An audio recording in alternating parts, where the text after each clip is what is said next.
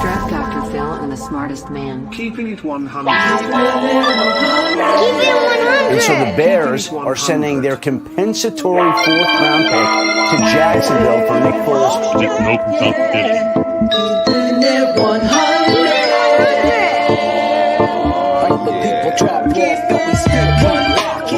I know we need to run the ball more. I'm not an idiot. Keeping it 100.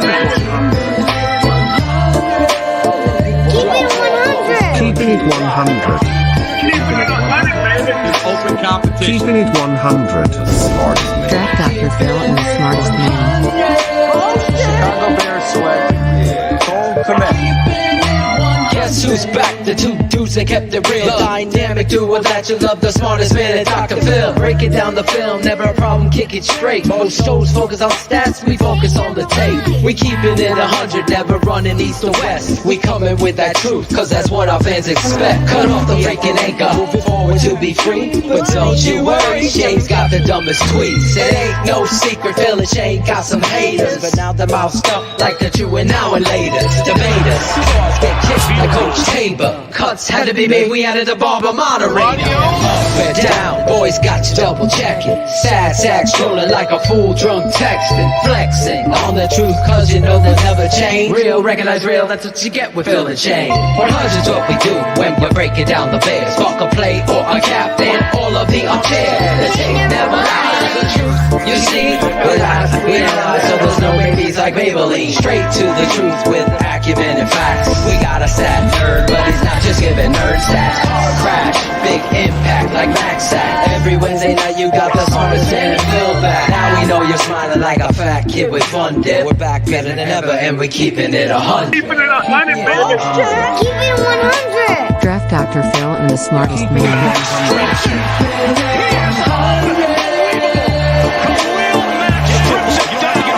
Keeping it 100. Draft Dr. Phil and the smartest man. Keeping it 100, baby. Keeping it 100. Draft Dr. Phil and the smartest man. Keeping it 100, baby. Keep it 100. Keeping it 100.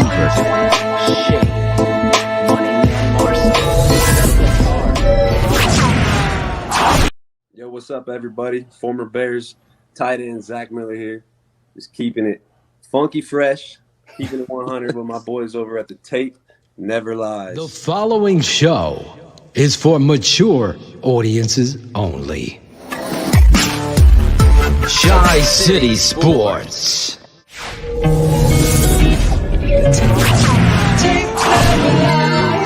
What are you waiting for?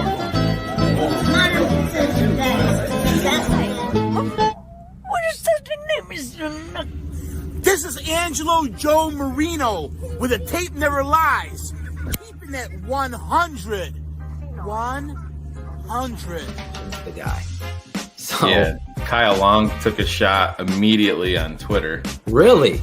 Oh, really? They put the Stephen A. Smith little kid picture of this is what your face looks like when you're named the defensive coordinator of your team, and then 2 weeks later, your team brings in a senior defensive assistant. I didn't see that one. I like Kyle Long. Super Bowl Sunday, the Bears might be involved in trade talks. According to my source's source, there's a lot of source going on. Almost every source I've talked to is telling me that Carson Wentz is going to be traded. Oh, really?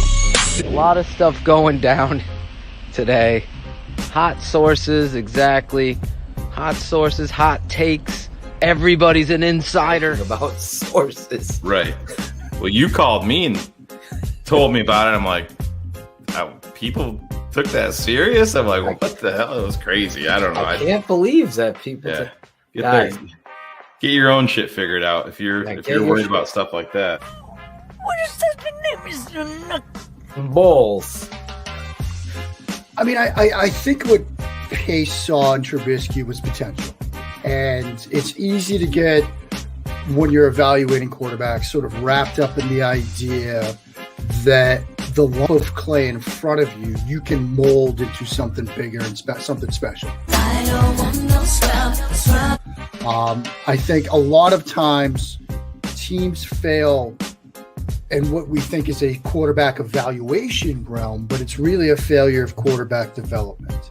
And I think the more we sort of see how organizations are handling quarterbacks, the more we're realizing that teams think they can mold a guy, and they overvalue and they believe so much in their ability to coach a player up, when in reality, a lot of it has to happen in the off season. And a lot of these quarterbacks simply are who they are. But they are who we thought they were, and we let them off the hook. They are close to finished products by the time they come out of college. Muscle memory kicks in. And, there are moments from Trubisky's time in Chicago where I can see him make reads, make throws, make decisions, make non-decisions that I can just draw a straight line from that moment to a play he made or didn't make at UNC. Oh, really? And it's just these guys, sometimes you can get the development right. I think there are examples of that. I think Mahomes is an example of that, but I think Mahomes is also somebody that probably would have been pretty good wherever he ended up. I think, obviously, now what you're going to see, given what we just saw, are teams chasing the Josh Allen, Justin Herbert model, where big arm, big athlete, we can do that. We can be patient. We can get that in our organization. You're going to see teams go down that road. And another road we're going to see is the sort of Rams model where they say, we're going to move on. They, processing. Yeah, exactly. That's an issue. We're not going to, we trusted our evaluation of the guy. The development didn't work. We're still a quarterback away. So we're just going to go get somebody else. You follow the Bears and the Bengals, huh? Good for you. Yeah, And so that's sort of the situation I think the Bears are in right now, where they feel like they have to figure that position out. It was, dude, where's my car? Now we're like, who the fuck is our quarterback? It hasn't worked out with Trubisky, and now they're scrambling to find an answer. I saw Michael just pop up, rookie quarterbacks need to sit the first year. Who the fuck is our quarterback? That's a model that can work. The problem with that is that, and I did a piece a couple of years ago for the Pro Football Weekly Draft magazine where I talked to a lot of different people, Matt Bowen, Tony Rassiopi, who coaches quarterbacks privately. The economics of it make teams want to play that rookie. Fuck is our quarterback. Because it's cheap. And so the old model of like the 3-year window, that's out the window. And over the shoulder, I've got Bill Walsh, Find the Winning Edge, right? And that's a book he wrote years ago. Right. And I was just looking at that for a piece I'm working on right now for Carson Wentz. And even back then, 20 years ago, he was saying the 3-year window is gone. Like the economics of it back then were you've got to pay the guy. So if you're paying him, you might as well play him. The economics now are he's cheap. You can build around him. Who the fuck is our quarterback? And so either way you look at it, it's great when a guy can sit. It's great when a guy can sit. But too many times organizations don't have that patience. Can collaborate and trust each other. Or don't have the opportunity. They don't have a guy to play. And we have exactly the right football culture. And so they're like, well, we might as well throw this guy to the fire anyway. And so, it would be great in some circumstances if guys can sit, but that's not always an option. We have exactly the right football culture, that all teams strive for. That could be a new segment. It could be Greg's dumb tweet of the week. Hey, cars! That's brilliant, man! What did I think guys? How you doing? What's going on? Man, enjoying the show, enjoying everything about the show, man. You guys got a great product going. And the guest was crazy. Information, quarterback, knowledge, and he enlightened me, man. You guys are doing it, man. Processing. Yeah, exactly. That's an issue. Pissed because there was one question that I fucking didn't ask him. They moved, and you guys could answer this. Not you, Claudio. No offense. sources? The only one close to him that has this amount of time with this kind of record to show for it and misses at quarterback is Mike Brown, the owner of the Cincinnati Bengals. There's no other GM that has lasted this long with this many misses. What are people thinking, and how can Bear fans have faith in this guy's analysis of this critical position? I mean, it's hard to have faith.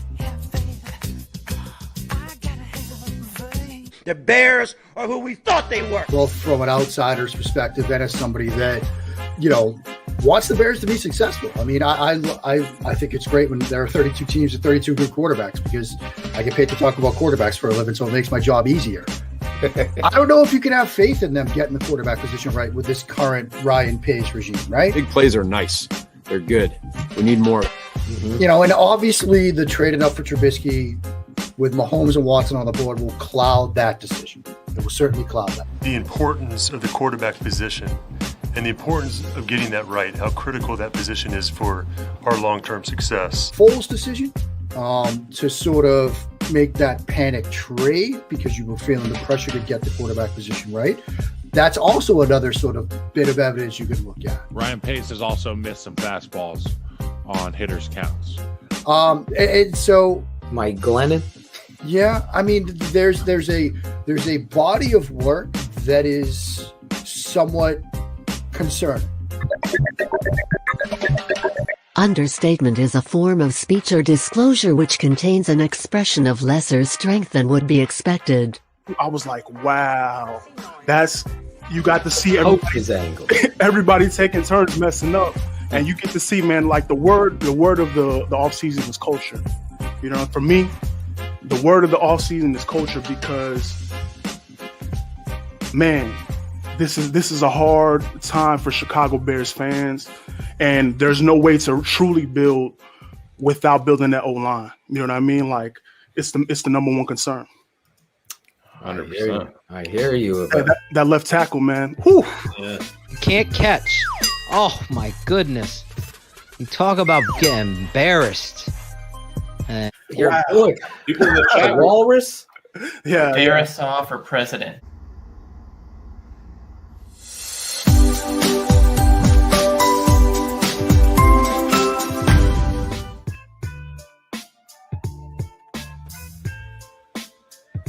There we go. Yo, this is Claudio the Barber, and this is Shayne City.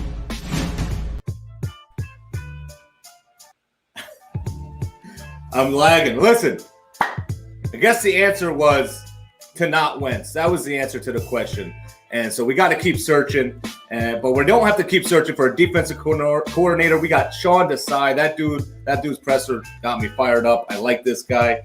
And we got a great show for you tonight. We got Loki Del Rivero, host of the Haciendo el Oso, a Spanish Bears podcast. I hit it. I said it right. Let's bring in the boys, my mafiosos. Here they are. Draft Dr. Phil, Shayne Marsaw. What's up, guys? Claude with a mouthful tonight. Claude. Lagging a little bit there? Yeah, whatever this whole lag thing is in the world. Yeah, I know. I saw myself lag, and I'm like, oh, my God. I was fine before, but what are you going to do? This shit happens. What's up, guys? How you guys feeling tonight? Waiting for a quarterback. Who the fuck's our quarterback? We're still waiting on the quarterback, Claude.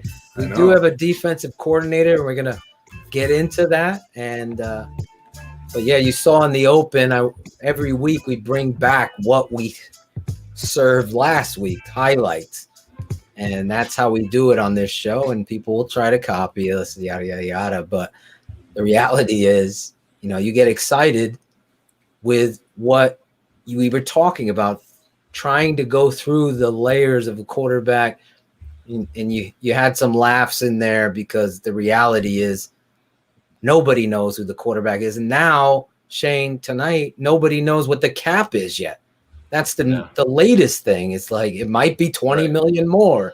It might not be. It's like it's the reality of the situation that we're dealing with here. And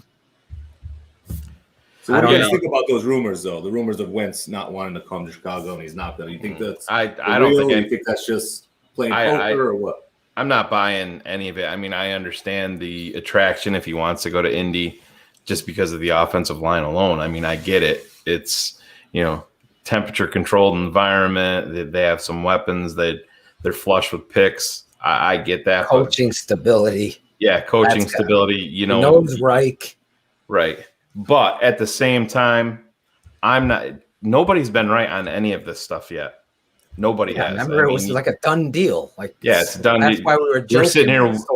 We're sitting here waiting for the Super Bowl to get over so we can deal. I listened to Adam Rank today talk about it. He said, I thought I was going to have to go live and do a live breakdown of the Bears-Wentz deal as soon as the Super Bowl was over. We were all waiting for that to be announced, and right. It never came to be. And at this point, this is the lying season. It is. And we're so into this. We want all of our answers today, and they're not going to come today, and they're not going to come tomorrow. Deals in the NFL get done when there's a deadline. The deadline with Carson Wentz is March 19th because he's due $10.4 million on March 20th. That's going to drive the deal. Philadelphia is not going to do it before then unless they get overpaid. Ryan Pace knows that. Indy knows that.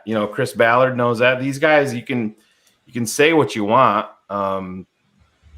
Ryan Pace has his issues, but I believe it or not, I mean, if you want to look right into it, there's been a shift in draft philosophy starting in 2018. It doesn't mean you're going to hit on everything, but he's taking more proven players, not basing everything on upside potential in Leonard Floyd, in Mitch Trubisky, in Kevin White, who were all pre-2018.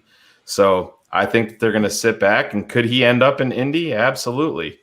This Gardner Minshew mania is baffling to me. I mean, the touchdown to interception ratio, it's nice, but I think unfortunately a lot of it is this is what we do as mouth-breathing Bears fans in Chicago. You're going to take a dude with a fucking mullet and be like, he's Chicago. He's going to come here and he's going to be Jim McMahon. He's going to drive a fucking rusty van and in short fucking shorts. Yeah, it's all this bullshit. And that's why I've said, set your standards higher. That's why they've been inept for such a long time. You think the fucking answer is Gardner Minshew?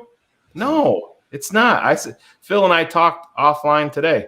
If that's your answer, you're done. You're done. If you want to make him your backup and say, you're going to compete. Gate size. Yeah, exactly. If you want to make him your backup, have at it. That's fine. Making him your answer is ridiculous. Start and end with Gardner Minshew. No. I get the Wentz. Everybody's all over the map with what you like, who you like. We get it.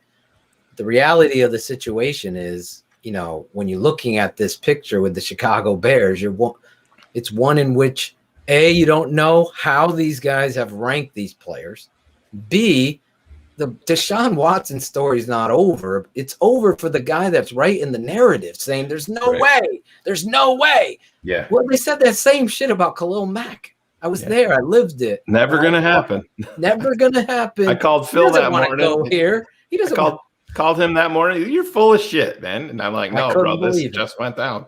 I was so excited because the value is the position. Now, listen, we've said this for months.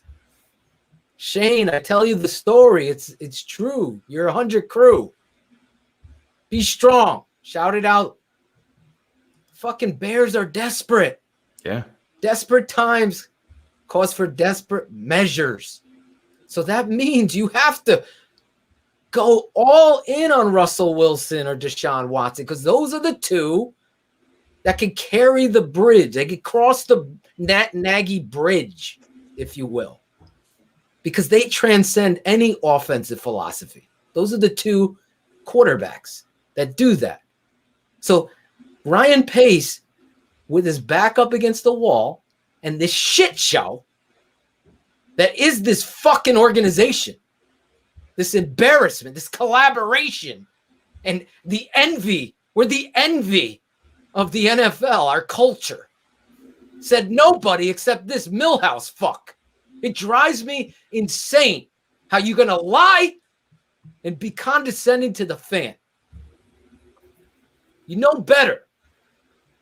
So now, fuck the culture and all the bullshit and all the corporate collaboration, synergy, regression, and go down the fucking corporate list of Pace and this fucking place. I don't even know. Hallis Hall. I don't give a shit how shiny your shit looks in the yard. It's still dog shit. Okay? You can have the cleanest yard. Where's Fat Mike? He'll tell you. But the reality is the Bears are desperate. So don't think that they're going to do what you think they're going to do. In fact, we went through the history, Shayne, at the quarterback position. You got to hope DeFilippo and Matt Nagy are there like bodyguards saying, no, this is it, or else we're done. Like, you got to care, because I said it before, Matt Nagy ain't getting another head coaching job if this fails. It may be 10 years from now he makes his way back, but he ain't going to have hair, and he's going to be a hell of a lot older and wiser. Right now, learning on the fucking job is the mistake of the culture and the McCaskey and Ted Phillips, and you know the story. So now they're desperate, so they got to get involved in it. They got to get involved in it, Shayne. Yeah, it's Phil. We've talked about it from Jump Street. It's all about desperation, and when you're coaching livelihood and listen, these GM jobs are even more scarce than head coach. You can get recycled. You can become a coordinator, stuff like that. Yes, and I understand you can go down the ladder as a GM. There's not a lot of people that get a second shot at being a GM of a franchise. Exactly. And if you go through this entire process and come away with Gardner Minshew as your answer and you take that to ownership and say, this is the guy that's going to help me keep my job. I mean, if it was me, if I was the owner and you came to me and presented that to me, I'm going to fire you right there on the spot. Absolutely. Dead serious. Dead serious. Not a joke. Listen, I like Gardner Minshew, the quarterback, but is he moving the fucking chain? No. Is he? No. I mean, he might move chains, but I'm saying he's not moving the meter. I have this where we're getting into all of this, and a friend of the show, JJ Stankovitz, has been doing some House of L podcasts on Lawrence Holmes' podcast, and he did a Rebuilding the Bears show with Cam Ellis and with Lawrence Holmes, and he was breaking everything down, and he made some, restructures to contracts. He released some players. He extended some players. And then Lawrence Holmes said, well, this starts with quarterback, JJ. What is your answer there? And he didn't even say the name. And he goes, well, I'm going to trade a 6th rounder. And as soon as he said 6th rounder, I'm like, there's no way that his answer is going to be Gardner Minshew. And he wanted to trade a 2021 6th rounder and a 2022 4th rounder to Jacksonville for Gardner Minshew. Then he was coming back in the draft and drafting 2 more quarterbacks in the draft. I understand addressing it in the draft, but you're going to give up 2 picks for Gardner Minshew. You're going to invest 2 more picks in the draft for rookie quarterbacks later in the draft. And then he said ideally that Nick Foles would be your number 3. So even one of those guys that you're drafting, you're going to stash on the practice squad. And another one that came out today was another friend of the show, Adam Rank. He did his top 5. Mm-hmm. And I think I can't remember who number 5 was. He brought up Alex Smith. Jameis Winston was number 4. He talked about Wentz a little bit, but Sam Darnold was a guy that he was more interested in. I'm not, Phil, I know you're the same way. I'm not as down on Darnold. I love Darnold. Gardner Minshew was his number 2 target. Loves him. Number 2? Number 2. He said he'd even buy a jersey.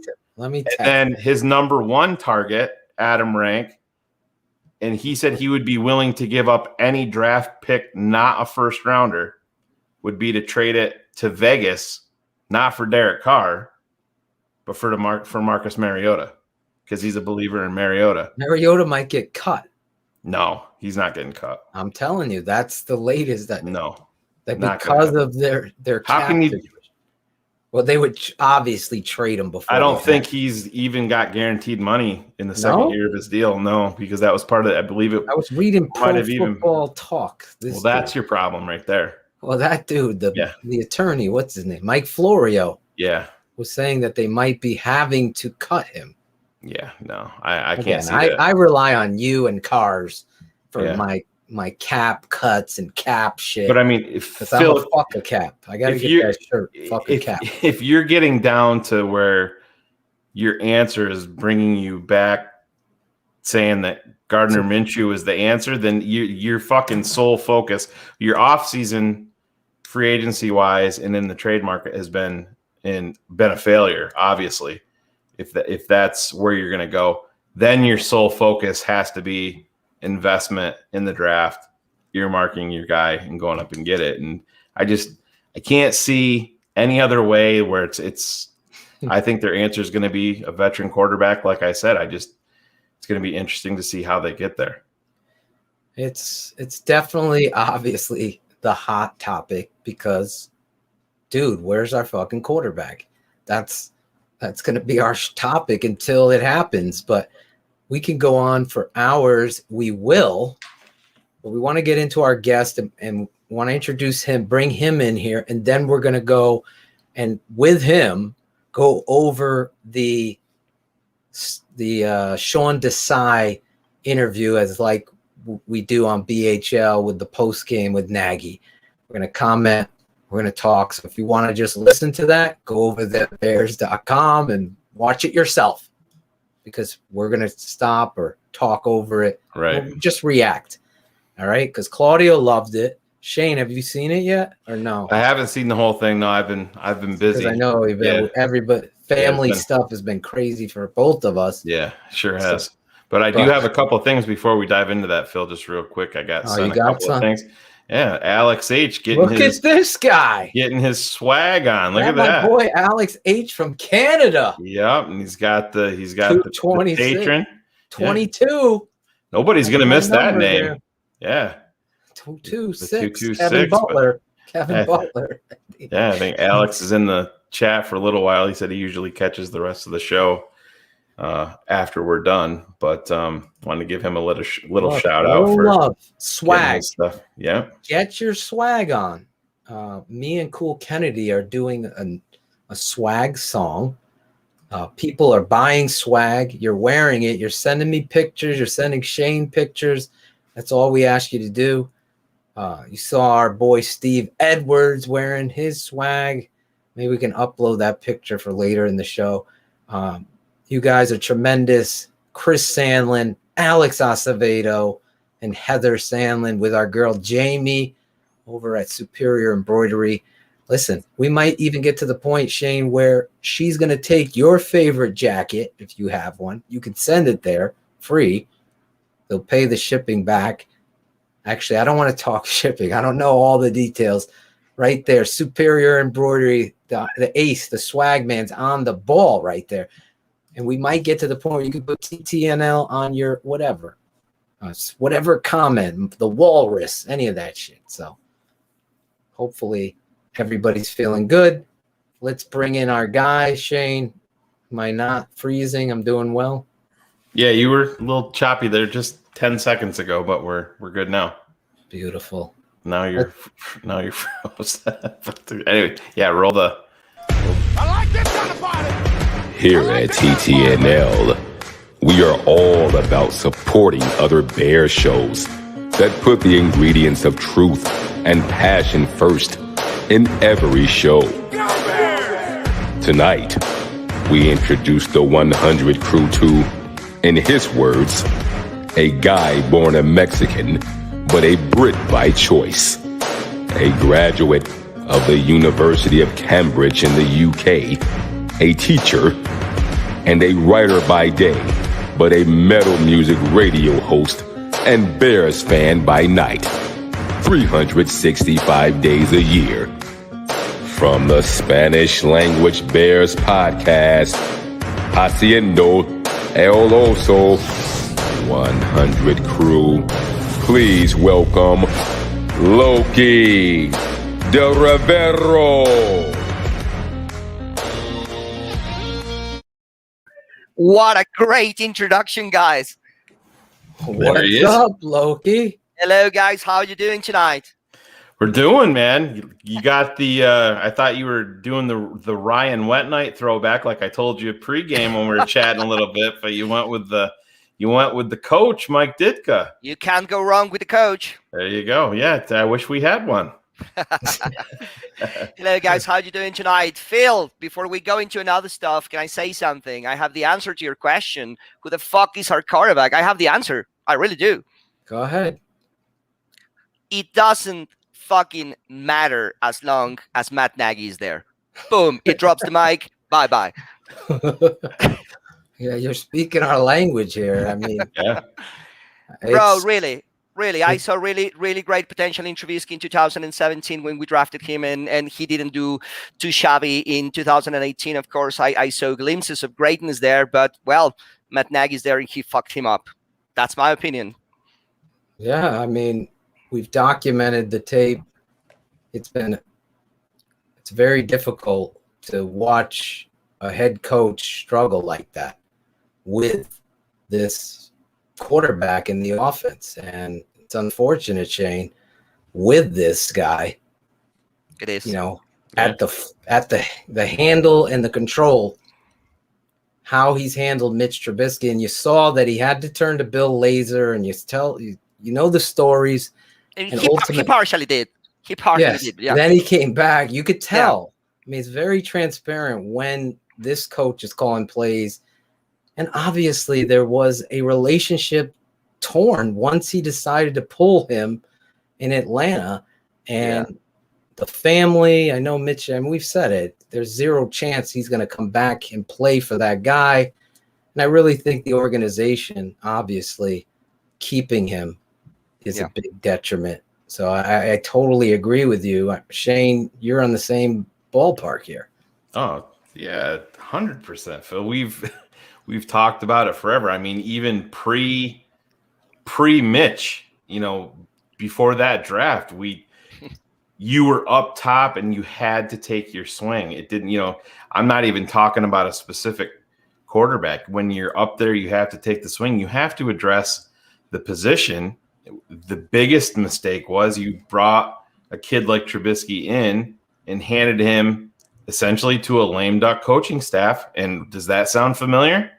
It sounds just like what we were potentially doing now. I mean, if they go out and squeak into the playoffs again, this franchise is not going to, they're not going to move off from these guys unless they completely bottom out. And when I say bottom out, I'm talking, 3-13, 4-12 type disaster that we're used to here. We're not very far from that, huh?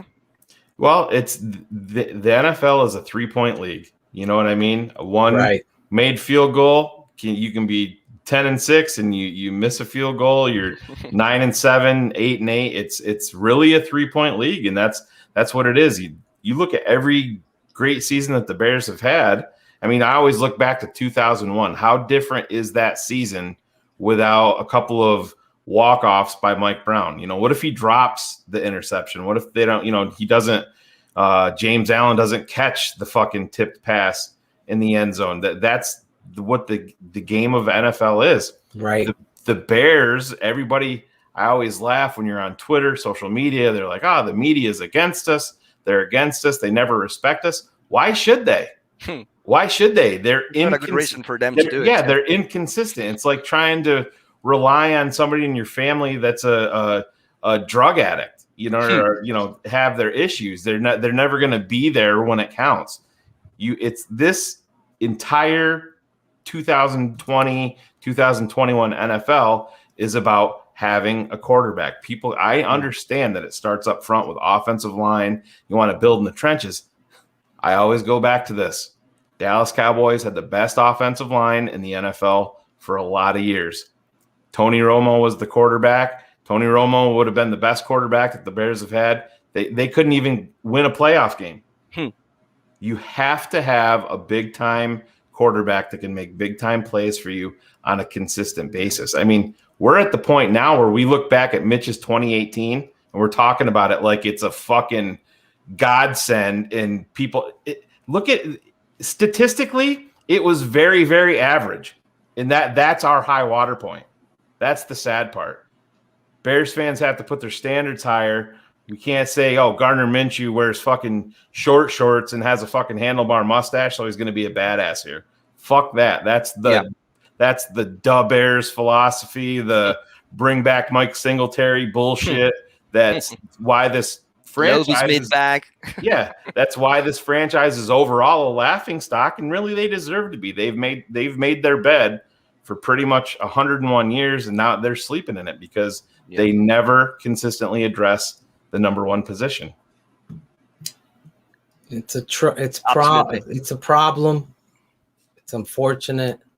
It is where we are. Obviously, if I had my choice, they would have cleaned house and carried, about that. Yeah. you know, and handled business the way an NFL franchise does, by holding people accountable. The coach can't hold people accountable except for Trubisky. Everybody else, you know, even the receivers are getting second and third chances, whether they're messing up routes. I mean, that's not how the game should be played or delivered, if you will. So it's unfortunate, but it is. And you come right in here swinging, throwing blows, going after Nagy. I love it. You're part of the Keeping It 100 team, but we have you on here because on this network, we have room for everybody. We wanted to talk a little bit with you about your podcast, what you do, and how you became a fan of what we do. And we wanted to bring you on here. So give people a little background of your stuff. Of course. Well, I've been a Bears fan since 1985 because of my aunt. She used to live in Cicero in Chicago. She brought me into all of this Chicago Bears philosophy, culture stuff. And well, all of this from the groups and the pages that I administrate, and now the show that we are broadcasting, it came along like 4 years ago approximately. It is very lonely to be a Bears fan in Mexico. Really, really. There's a lot of people. Obviously, there's a lot of Green Bay fans. Fuck them. And there is a lot of Pittsburgh fans. There's a lot of Dallas fans because of the 90s, you know. But, well, we are not a winning team. We need to cope with that. I mean, I have embraced that already. So I felt really, really lonely. And there was no groups here in Mexico, no pages. So I started to go into the United States Facebook groups. And then my job there became kind of relevant for some of the owners of the groups, and they started asking me to administrate these groups. Now I administrate almost 50 groups of the Chicago Bears in the United States. Yeah, it is more like 100,000 members if you put them all together, including pages and Facebook groups. The latest one, Chicago Bears Fan Forever, Alberto Valdez. Shout outs to you, my friend. Yeah, and he has 26,000 members already. He has like 1 million reach members. So it's been great. These 4 years, I administrate trash talk groups, NFL groups, Bears groups. Now it looks like everybody's looking for me, which is great, and I feel flattered about it. But the podcast that we're doing, it was because no one was doing something similar here in Mexico. Of course, The Tape Never Lies is one of my favorite shows, and it's obviously my role model to follow. So one of our friends in one group here in Mexico, Juan Manjarres, shout outs to you, my friend here in Mexico.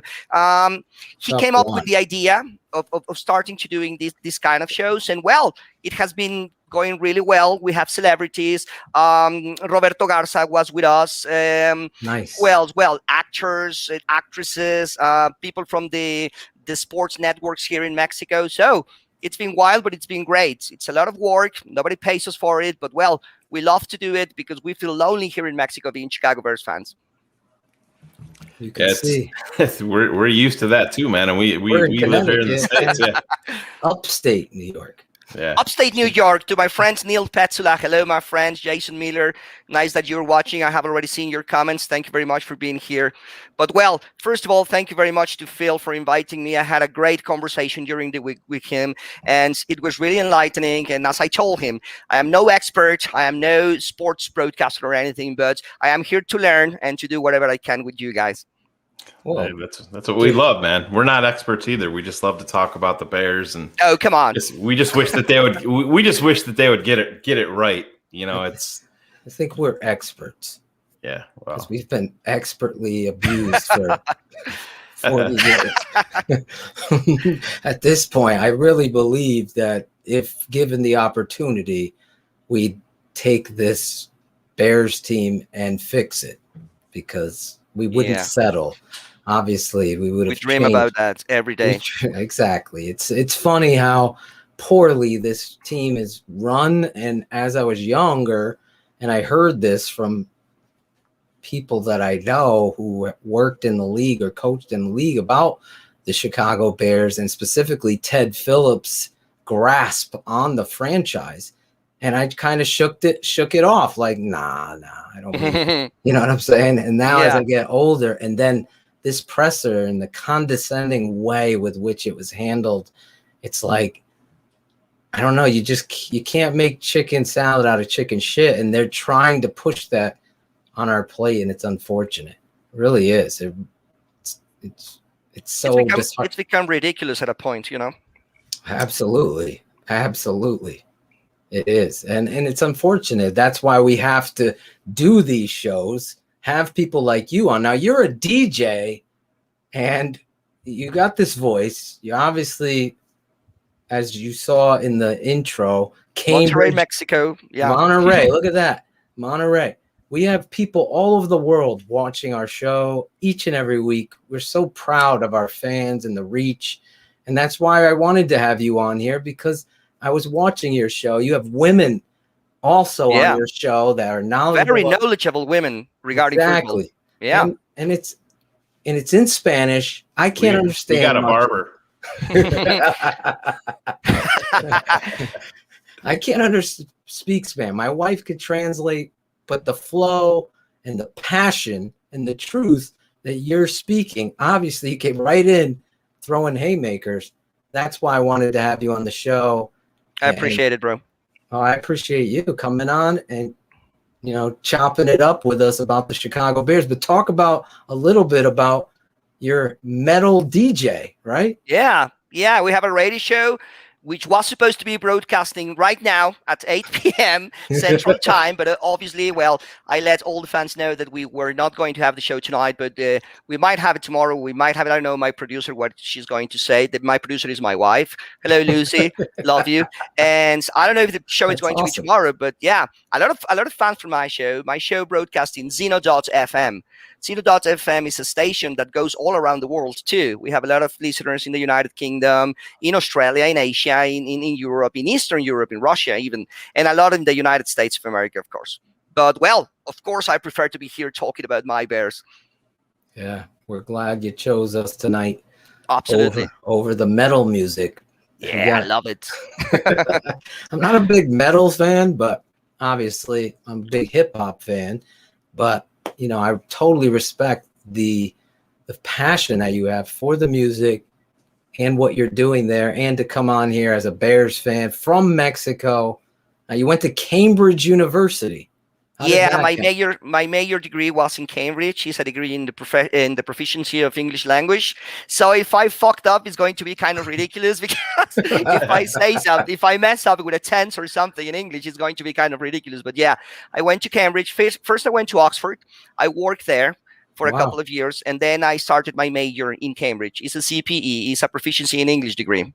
That's awesome. Well, your English to me is perfect, Shayne. Yeah, thank you. It's better than Claudio does. Yeah, that's what I was just going to say. Maybe you can help out Claude with some of the big words. There he is.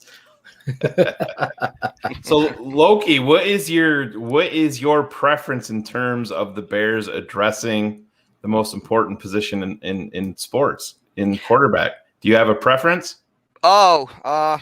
I don't know, mate. At a quarterback position? Yeah, quarterback. Do you have Who's your guy? Who's the one player you want? Like in an ideal world or in a realistic world? Well, yeah, I mean, I'm sure you're probably going to say Deshaun Watson Yeah, or somebody like I that. know. But if we took Deshaun Watson and Russell Wilson off the table, and that, that's going to make it a little tougher for you, where would you like to see them go? I think that my guy would be Derek Carr.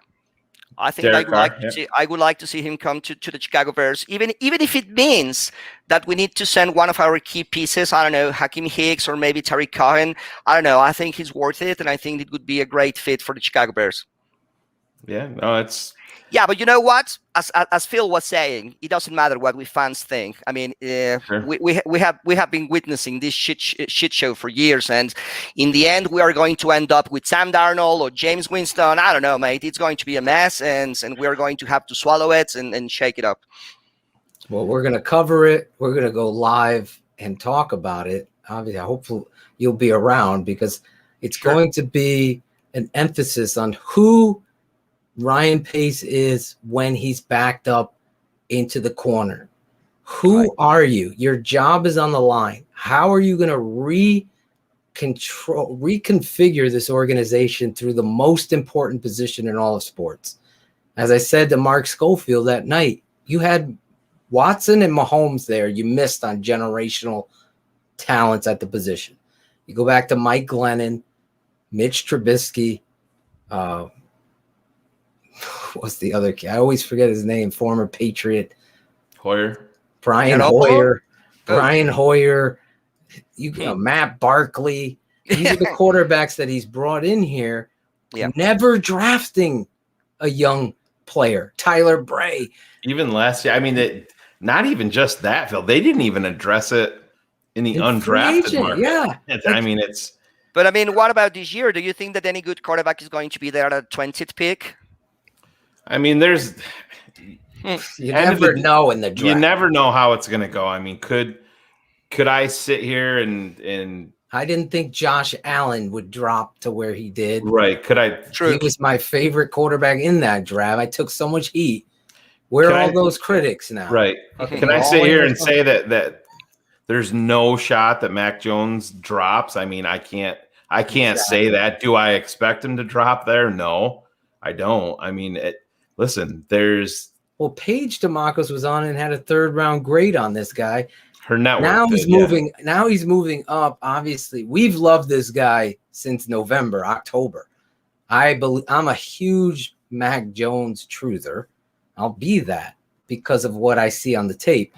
That being to Shayne's point, Aaron Rodgers dropped. These players drop because position. No matter what GMs tell you, they draft need first. Mm-hmm.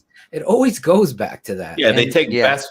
They do take best player available. They take best player available at a position of need. Exactly. 90% of the time. That's the 90% you'll see. That's why in the history of the NFL draft, show me somebody that's correctly mocked the whole thing.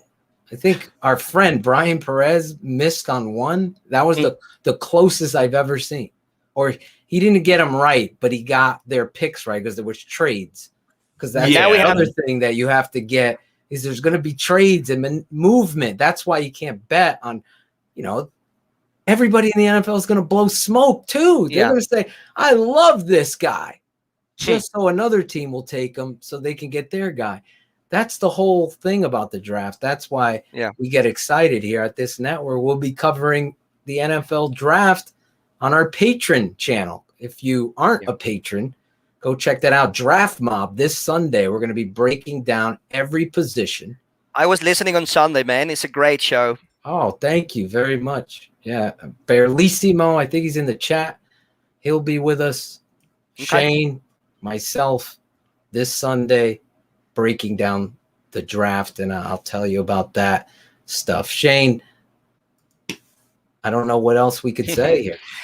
Shayne, do you think that, the draft is going to be like kind of hectic this year, I think. Do you think that it's going to affect a little bit? The one that we think that is going to be the first pick, that is Trevor Lawrence, he's going to have surgery right now. Do you think that's going to affect or lack his pick a little bit? No, that's no way.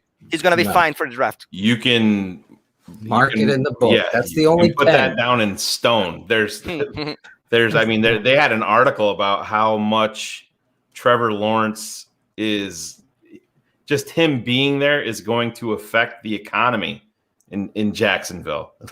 They were making business moves when they had chances to win. I mean, hey, listen, you saw it against the Bears. They put Mike Glennon in. They rested James Robinson, who wasn't really hurt. You know, they made those moves with one guy in mind. I know you're going to see a groundswell for oh Jesus, I'm blanking on the BYU kid for Wilson. There'll be smoke out there saying, oh, yeah, there's some of it right now. I think the former guy from Bleacher Report had out there that Zach Wilson is overtaking Trevor Lawrence. Matt Miller is overtaking Trevor Lawrence on some boards. This is fucking it's done. That's fucking done. It's carved on stone. Okay. Yeah, it's his non-throwing shoulder, and I think he's going to be a high volume interception guy year one. I think that's who it is, and they don't have a ton of talent down there, but they're listen. This is a generational type kid in their eyes, and it's the reason Urban Meyer came there. Didn't we say the same about Tua? No, not on this network. On this network. Okay. No. This network was never a fan of. I'm an Alabama guy, and I wouldn't have touched Tua in the top 15 if I needed a quarterback, and I stated that on air. It's just he's a kid that was nicked up in high school. He was hurt again, same type of issues with ankles and knees, and then you saw him with the hip. But that stuff doesn't get better when you're a pro athlete, and you'll see it. And I think he was an overrated quarterback coming out last year. And I always laugh when we did have Paige on. She said that, a guy like Tua would move the meter for Houston coming back in any Deshaun Watson deal. But that's the name with some people can move the meter. I'm not sure the quarterback is going to move the meter. And that's what it's all about. I think Tua is an overrated quarterback myself.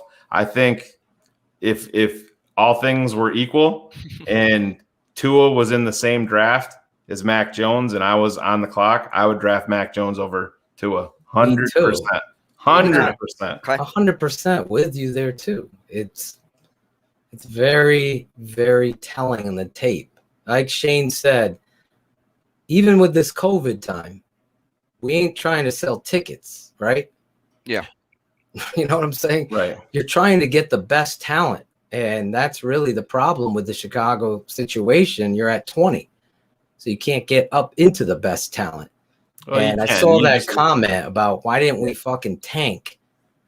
Because you made the playoffs and you got a great defense, Super Bowl caliber defense. You got a shitty head coach and an organization that doesn't know their ass from their elbow and when to cut bait.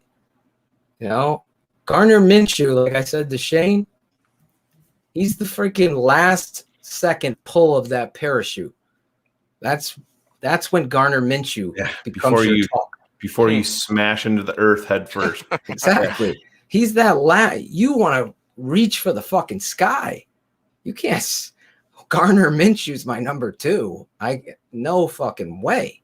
I like Gardner Minshew, the football player, the savviness and the swagger that he has and that moxie that people see. He's athletic. But he's not what you're trying to build your career. He's not an answer, definitely. Right. Well, he could be. I mean, I'm never going to sell anybody short, but I'm just saying if we're picking from a pile of cards, do you want the fucking ace or do you want a fucking, 10 of hearts? You want the ace. Yeah. Right. You can't be settling. I mean, that's just the reality of football. You fucked up, Ryan. You missed on Watson and Mahomes. But Watson to me was the fucking layup. Once I saw the trade, Loki, I've said it before, I'm fucking dancing around my living room. We're getting Watson. These motherfuckers got it. We got it. And you know what? The guy I hated the most John Fox was the only guy who fucking had it. Our whole fucking room agreed that fucking Mitch Trubisky. Now listen. That was when the word of the day was consensus. That was consensus. There's the other collaboration, synergy. Thank you, Shayne. Regression, consensus. These fucking guys with their corporate world monikers. Get that shit out of Chicago. You know what fucking Chicago needs?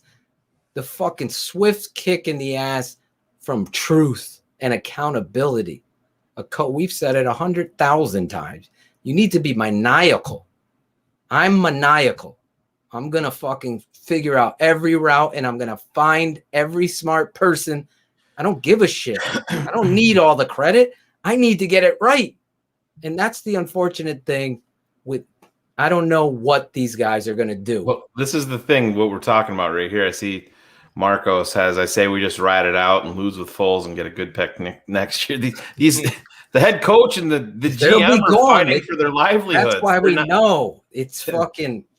They're not worried about a pick in 20. Well, they're not worried about the pick in 2022. That's for goddamn sure. You have mentioned a couple of times the word desperation, Phil, but you know what? Desperation and smart moves don't get along. So I agree. I don't know what is going to happen, man. We're fucking telling you to put the fuck, like, you don't get on a plane and not put the seatbelt on.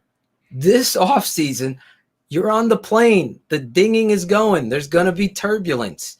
That's what the reality of Ryan Pace and the situation, not the collaboration and all that bullshit minutia is just for show. Now the situation, the president, right? There's a situation room, right? That's where Ryan Pace, we have a collaboration room. The collaboration only shows up there, you motherfuckers. Show me what you're gonna do. I want to see what it is. If fucking Carson Wentz doesn't want to be here, fuck out of here. I don't want you. No one should want you. You don't want to be here? Get the fuck out of here. I get it. You want to be, every player should make a right business move for themselves. I'm not saying that. But words like, I don't want to be there, you don't fucking want him. Is Ryan Pace still going to go after him? That's the kind of shit. That's the kind of shit you worry about. The one thing that I will say about desperation, where I don't think it's not always a bad thing, especially when you're a waffler. Maybe they're forced to make the right decision. You've heard the you got to shit or get off the pot. You know what I mean? Yeah. And that's the thing. He's forced. This regime is forced now to make multiple moves. We have one guy under contract at quarterback right now, Nick Foles, and it stinks. Well, sure, absolutely. And if it is Wentz that they bring here, then Foles is gone. And then guess what? You're back to having one quarterback under contract. Then you got to draft. Right, or guy. Knowing them, they'll. Yeah, and it's a quarterback that stinks a little less than Nick Foles. I mean, I think Carson Wentz is a better quarterback than Nick Foles. And if I had to choose between the two, it's not particularly close for me. And I see my boy Swanky is in the chat room, so I'm sure he'll chime in on that. But it's like I said, there's no perfect solution, and that includes Deshaun Watson. He's the best option. I don't think Russell will. I think that is Russell Wilson getting his point across to management that he wants to be protected, with guys in front of him. But even bringing Deshaun Watson over here, you're depleting resources that are already depleted. Mm-hmm. So let me say this too, so I don't forget it. It's dense, stealing from our boy Bearlissimo there. It's dense. Think about this, that the Bears went after Tom Brady, what's his name in Carolina, Teddy Bridgewater, right? They went after these guys. They didn't get them. They got Nick Foles and didn't fucking draft nobody. Right. Nobody and Shayne, to your credit, I was right with you with this plan to get Jalen Hurts in here to have some sort of developmental you had to have fire somebody. plug, a fucking sparkler in your fucking arsenal. You can't go to the 4th of July picnic at fucking Angelo's house and not bring some fucking sparklers at least. Yeah. The Bears went empty-handed to Mexico. That's not how you fucking do it, man. You gotta at least bring fucking some Bring tequila. someone. Yeah, for the love of God, bring someone. Yeah. But you get too far down this rabbit hole with these veteran quarterbacks. You know, you're talking about Wentz and Mariota and Darnold. Alex Smith's going to be there. Well, he's under contract. Are they going to release him? I think they will, but I don't know. But I mean, you want to rely on a 37-year-old quarterback that comes with 12 rolls of duct tape to keep his leg together? Yeah. I mean, that's when you're in. Who is this? Alex Smith. Oh, Alex Smith. Yeah. I mean, I think he's a I can see fantastic that guy. shit happening, though. I swear. No. I get it. Somebody said it earlier, and I'm like, oh my God, this is going to happen. If you're going to bring him here to be the veteran, he's got to be the Josh McCown with. Then you have to double down and go get your fucking guy in the draft. Absolutely, you have to move up. Like I said, somebody in the chat asked what it's going to take to move up, and I always go back to 2017 again, even though we don't want to talk about it. Kansas City moved from 27 to 10 that year to go up and get Mahomes. They gave up their 2017 first and a third in 2017, and they gave up their 2018 first to move up the 17 slots. The Bears are at 20. So you're looking at a similar type deal for them to get up to 8, 9. I think it's going to be interesting to see. There's a rumor out there now that if Philly does deal Wentz to Indy, that Philly's 100% in the quarterback game in the draft. Is that smoke? I mean, you just invested in Jalen Hurts last year, and if they're going to start rebuilding and wanting to replenish picks, if they want to replenish picks, that's a place I think you can move to. Cincinnati is another team that I'm going to put a little star next to that I think is always in the draft trade game if you want to go up. And I mean, they have to have their fucking guy and go get him. They can't say we're just going to move up and sit there and who drops to it. No, it can't work that way. They got to be collaborating. Yeah, well, but again, every draft is the same thing, like 2019, we knew what we wanted, that it was like an offensive line, a left tackle maybe, and well, what happened? Cole Kmet. So, I mean, we know what we need.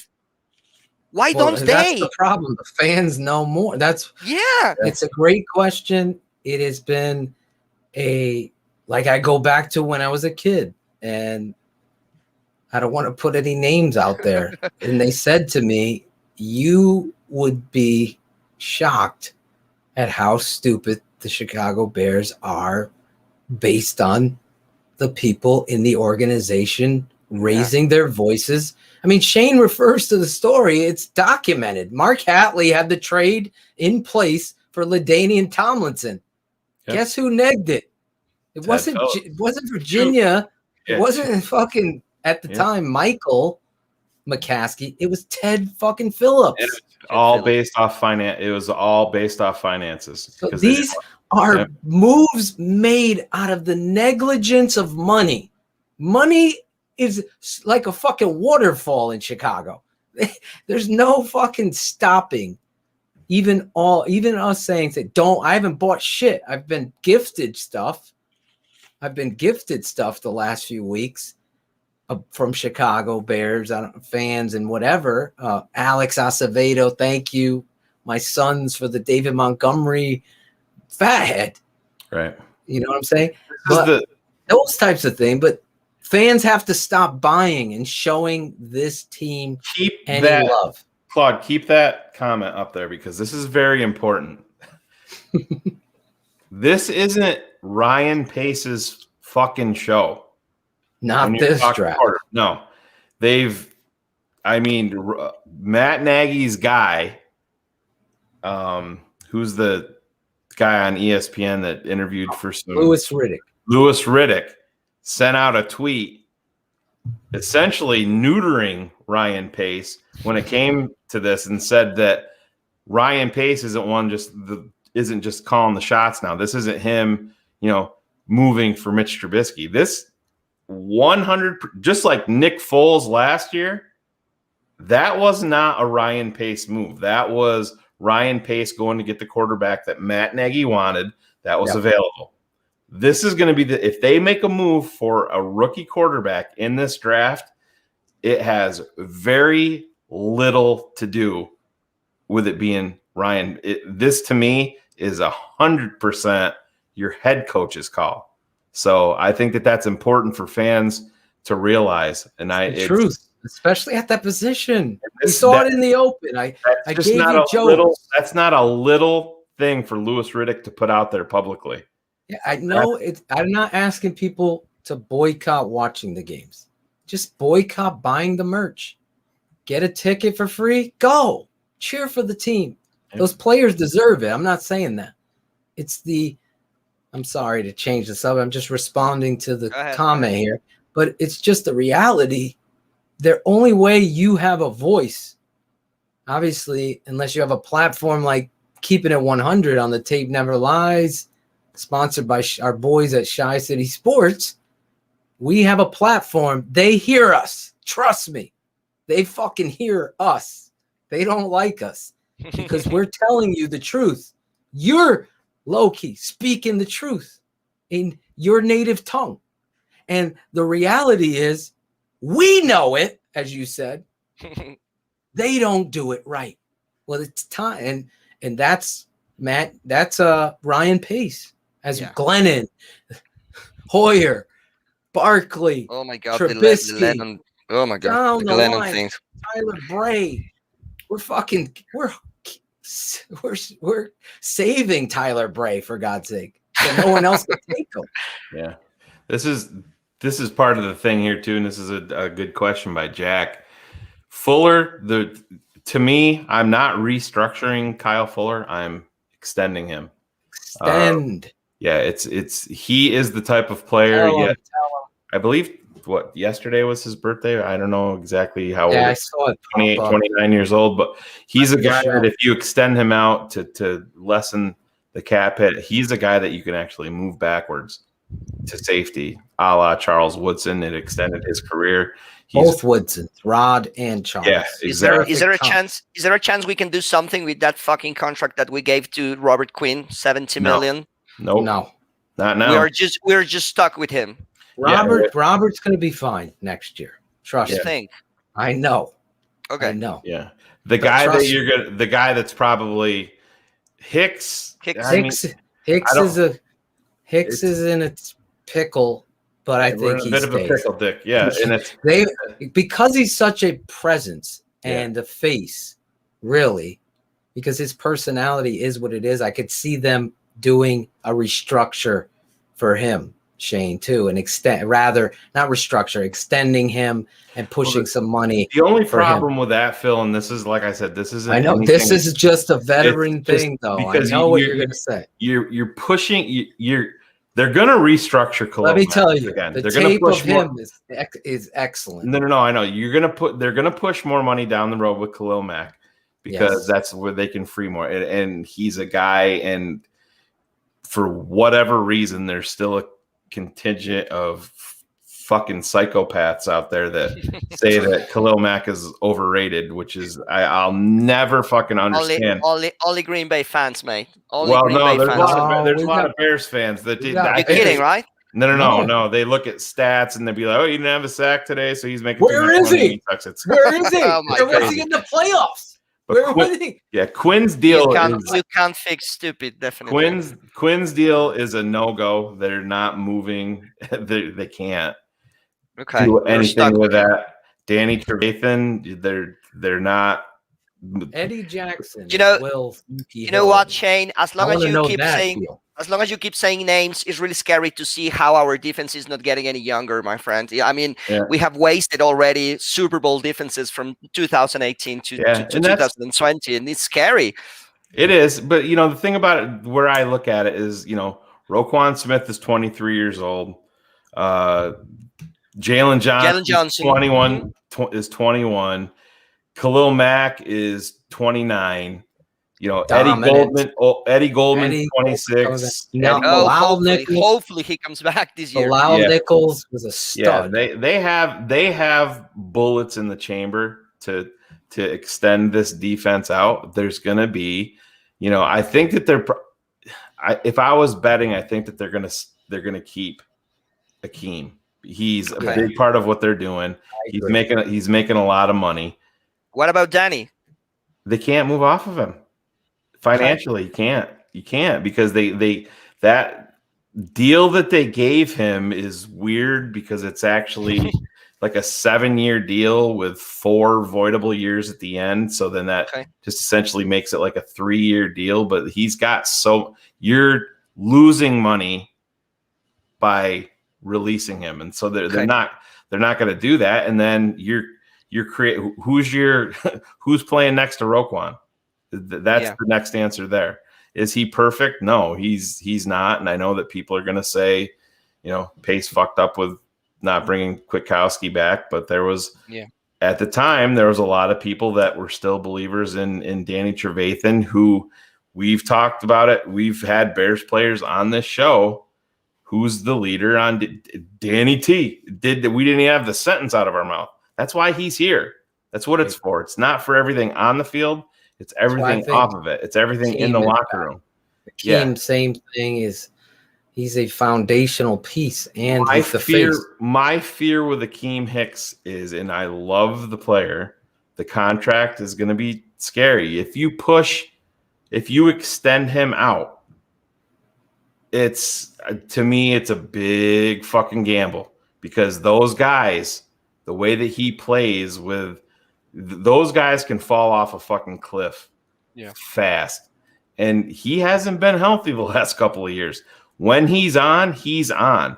He's going to be one of those guys like, you know, you're going to see JJ Watt. I don't think is ever going to be JJ Watt of what we expect, you know, what we have seen, but he's going to go to a team like Green Bay, or he's going to go to a team like Buffalo. And he's going to be one of those guys that gives you moments in big games. You know, big time players make big time plays in big time games.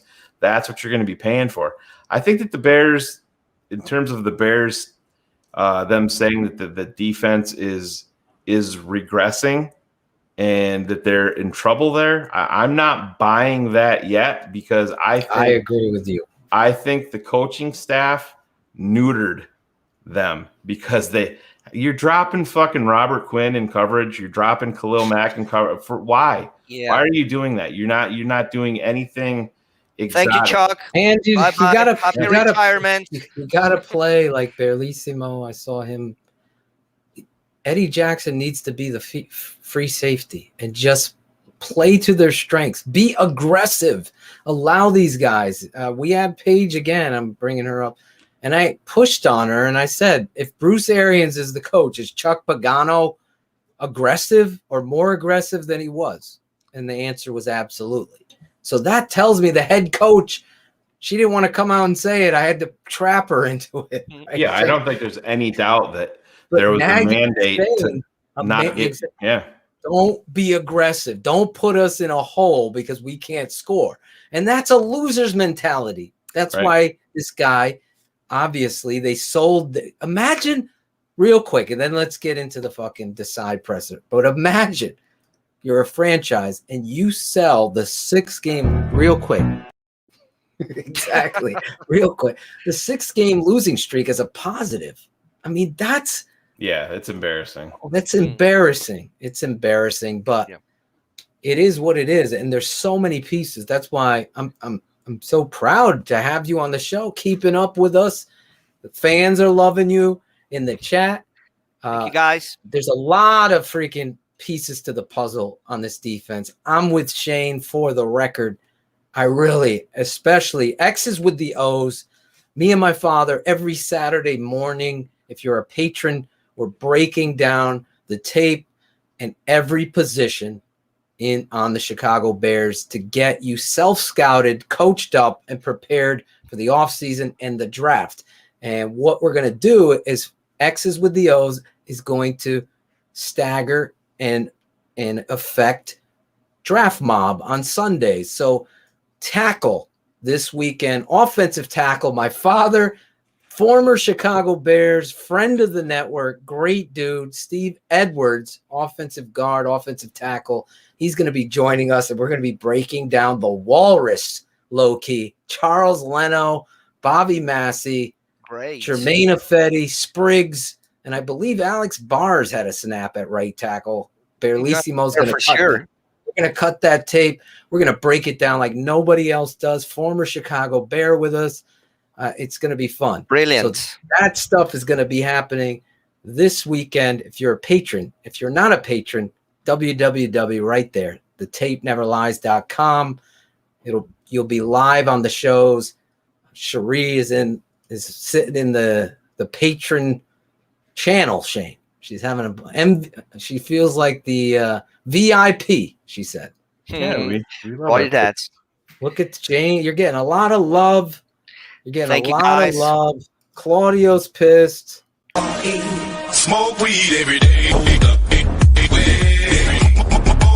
Smoke weed every day. I know I will.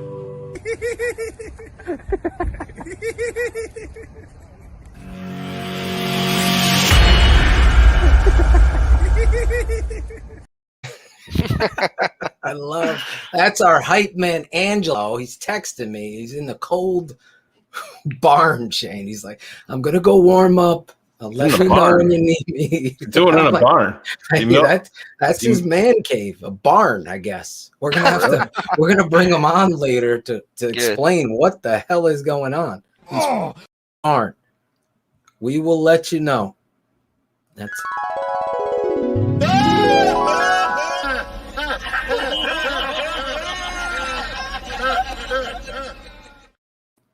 There's this guy. Our Bart, we found you another family member in Mexico. Loki is your brother. It's incredible how quickly my family is growing night by night. What's going on? 123andMe test has brought this guy family members all over the world. If only I could find out I was part McCaskey, and then I could maybe make a difference that meant something even more. There's our girl Heidi Zimmerman. She's a big fan of you. Cousin Loki. Heidi. Heidi is phenomenal. Heidi from Acapulco, New Mexico. Yeah, New Mexico. New Mexico. I'm terrible with geography. You're on the list. I love Mexico, though. Let me tell you, I got some stories about Cancun and oh my God, Riviera Maya. Holy shit! Hello, Heidi. There they are. Cars is in the house. Cars, Loki, Cars. Cars is our cap guru, a resident nerd, and just a brother from another mother. As awesome. Cars found a sister from another. It's from crazy. Another mother. That is actually crazy. It's a soap opera at this point. Cars is said to be text every day. I love soap opera. Now. We've come into another soap opera. It's amazing. It's pretty crazy. Yeah, it is. It is. Cars. We've been talking about the defense as we get ready to break down Sean Desai's presser. I watched it. I have a lot to say about it. Have you seen it? I did. Yeah, I watched it live because I wanted to see exactly how he handled it. Right. We've had very limited interaction with him in the past. So I wanted to see exactly what he said. And, spoiler alert, I was way happy with what he said, right? It was the right type of attitude. I know we'll hit on it, but there were a couple points when he kept emphasizing people in the right positions. You mentioned Eddie a few minutes ago, right? Yeah. And other guys. Like, I heard that and I was like, I don't need to listen anymore. I'm good. I'm good. Yeah. That's going to be key, man, because you have to go from him being a top 25 at his position to top 4, top 3. Exactly. Yeah. Top 2. Yeah. Definitely top 2, right, Coach Nagy? Big plays are nice. Yeah, I know. Super nice. I know they are. But I'm with you, guy. I mean, when you get a nose guard and you're playing the 3-4, that's the fucking lead dog. That's like having a steering wheel in a car, which you actually have to hold. You have to have that. If you don't, you either got a Tesla and your name is Cars, or you're the Chicago Bears and you're rolling out there with, a combination of all these other players, like Shayne said, you got great snaps from Brent Urban. There's no consistency. He's not Eddie Goldman. You got good snaps from Bilal Nichols, but he's more of a 5 tech than a nose guard. These types of things. My boy John Jenkins, shout out to my boy, played some good football, maybe some of the best of his career, but he'll even tell you how good Eddie Goldman is. That being said, I mean, that's the kind of stuff you have to be realistic. You have to have a guy like Khalil Mack, but Eddie Goldman is the fucking key figure in the entire defense. He is. And that's not an insult to anybody else. No, it's not. But he is truly almost transcendent at that position because his impact in the pass rush. Good pick. Yeah, like his impact on that pass rush, he might not get the numbers, but like he's consistently getting double and triple teamed because he is such a force in there, and that makes all the difference. So like he forces that center saying, "Yo, I need some help." He's there pushed back. There are plays you watch with him where like the center is like shit before it even snaps. Right. But that's my co-host. I'm sorry. Haciendo el Oso. Did I say Juan Manjarres, producer and host. There he is. But that's where I would always go Budweiser. That was all I knew. That was on the one of the funniest shows we ever did from where we came from, the Jose Cotto show. That was, you did the Budweiser drop of that. Yeah. Oh yeah. Alex Acevedo. I have that clip of that segment. I'll have to upload it to Patreon. So it's one of our. You talk about a stripped down version, yeah. Funny story. Claudio is the only reason why I know that shit, because I would go over to Claudio's house and they'd be watching soccer, and I'm like, "What the fuck is this?" I fucking hate soccer. I had to teach Claudio's real sport, right, Phil? And Claudio's father's watching it, smoking a cigarette, drinking a wine or whatever, and you'd hear you'd be watching the Spanish channel. What was it? Telemundo. No, he'd be watching Italian. It's Rye. I know, but he was watching the Spanish all the time, and it would be Budweiser. And that was the only thing I know. And go! And that was in the you specifically said that. I remember, and I still have it on my phone, and I will upload it to Patreon for our Patreon subscribers. So if you want to listen to it, go over to thetapeneverlies.com to become a subscriber. And it's one of the funniest shows. Oh my God. We got a full body workout that night just from laughing. Just funnier than the Angelo show? Yeah. It was. Oh yeah. Oh man, I gotta watch that. I fell off. There's no watching. We only had audio. It's only an audio version. I pushed for TV a long time ago. Yeah. Phil, what do you think of that, Phil? I think he's absolutely fucking wrong and moronic. I think this show says it all. I mean, listen, my grandfather's from Italy, Trieste, Italy. My grandmother's from Sicily. They love the sport of soccer. Yeah. Football to me is the greatest game because soccer is more individualized, and they could be a dominant player like a Roberto Baggio. He takes over the whole fucking game. Yeah. Maradona, all these fucking names I learned from Claudio.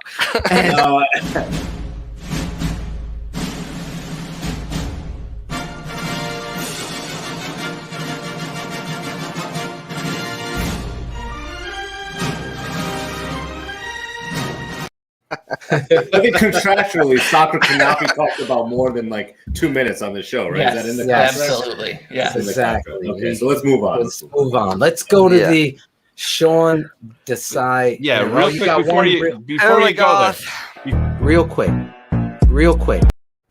before you go there, Phil, just since we have Cars here with us, yes, and we've been talking quarterbacks, Cars, where, as we sit here right now, where do you think that they're going to go? What is your gut telling you? So first, I think it's impressive, and it makes me extremely happy. As I texted you guys today, if the Bears had really come with a deal, if they really wanted Carson Wentz, it'd be done, right? And the fact that they have stayed true, at least, to not overpaying is encouraging. Look, I think right now, if you're looking at you're going to give up a first-round pick for Carson Wentz, I think they're starting to have conversations about wouldn't it be better to use 1 or 2 first-round picks to move up and draft a guy. And I think that's where they're at, right? Because to take on a guy with their salary, I think will, especially Wentz, right? And what that would mean. I know you guys are talking about defense, but like if you pick Carson Wentz, Akeem Hicks is gone, right? Like those sorts of snowball moves happen to do that. So my belief is that they're going to continue to kick around the tires of Sam Darnold for a while to see what happens. But I think this is kind of points up that they're going to be super aggressive in moving up, because I just don't think when the thing started to float around that Wentz prefers Indy, whether that's true or not. And as I said, I don't believe any of that's true, but I don't either. If that floats around, I think they're like, imagine an agent letting that out. Yeah.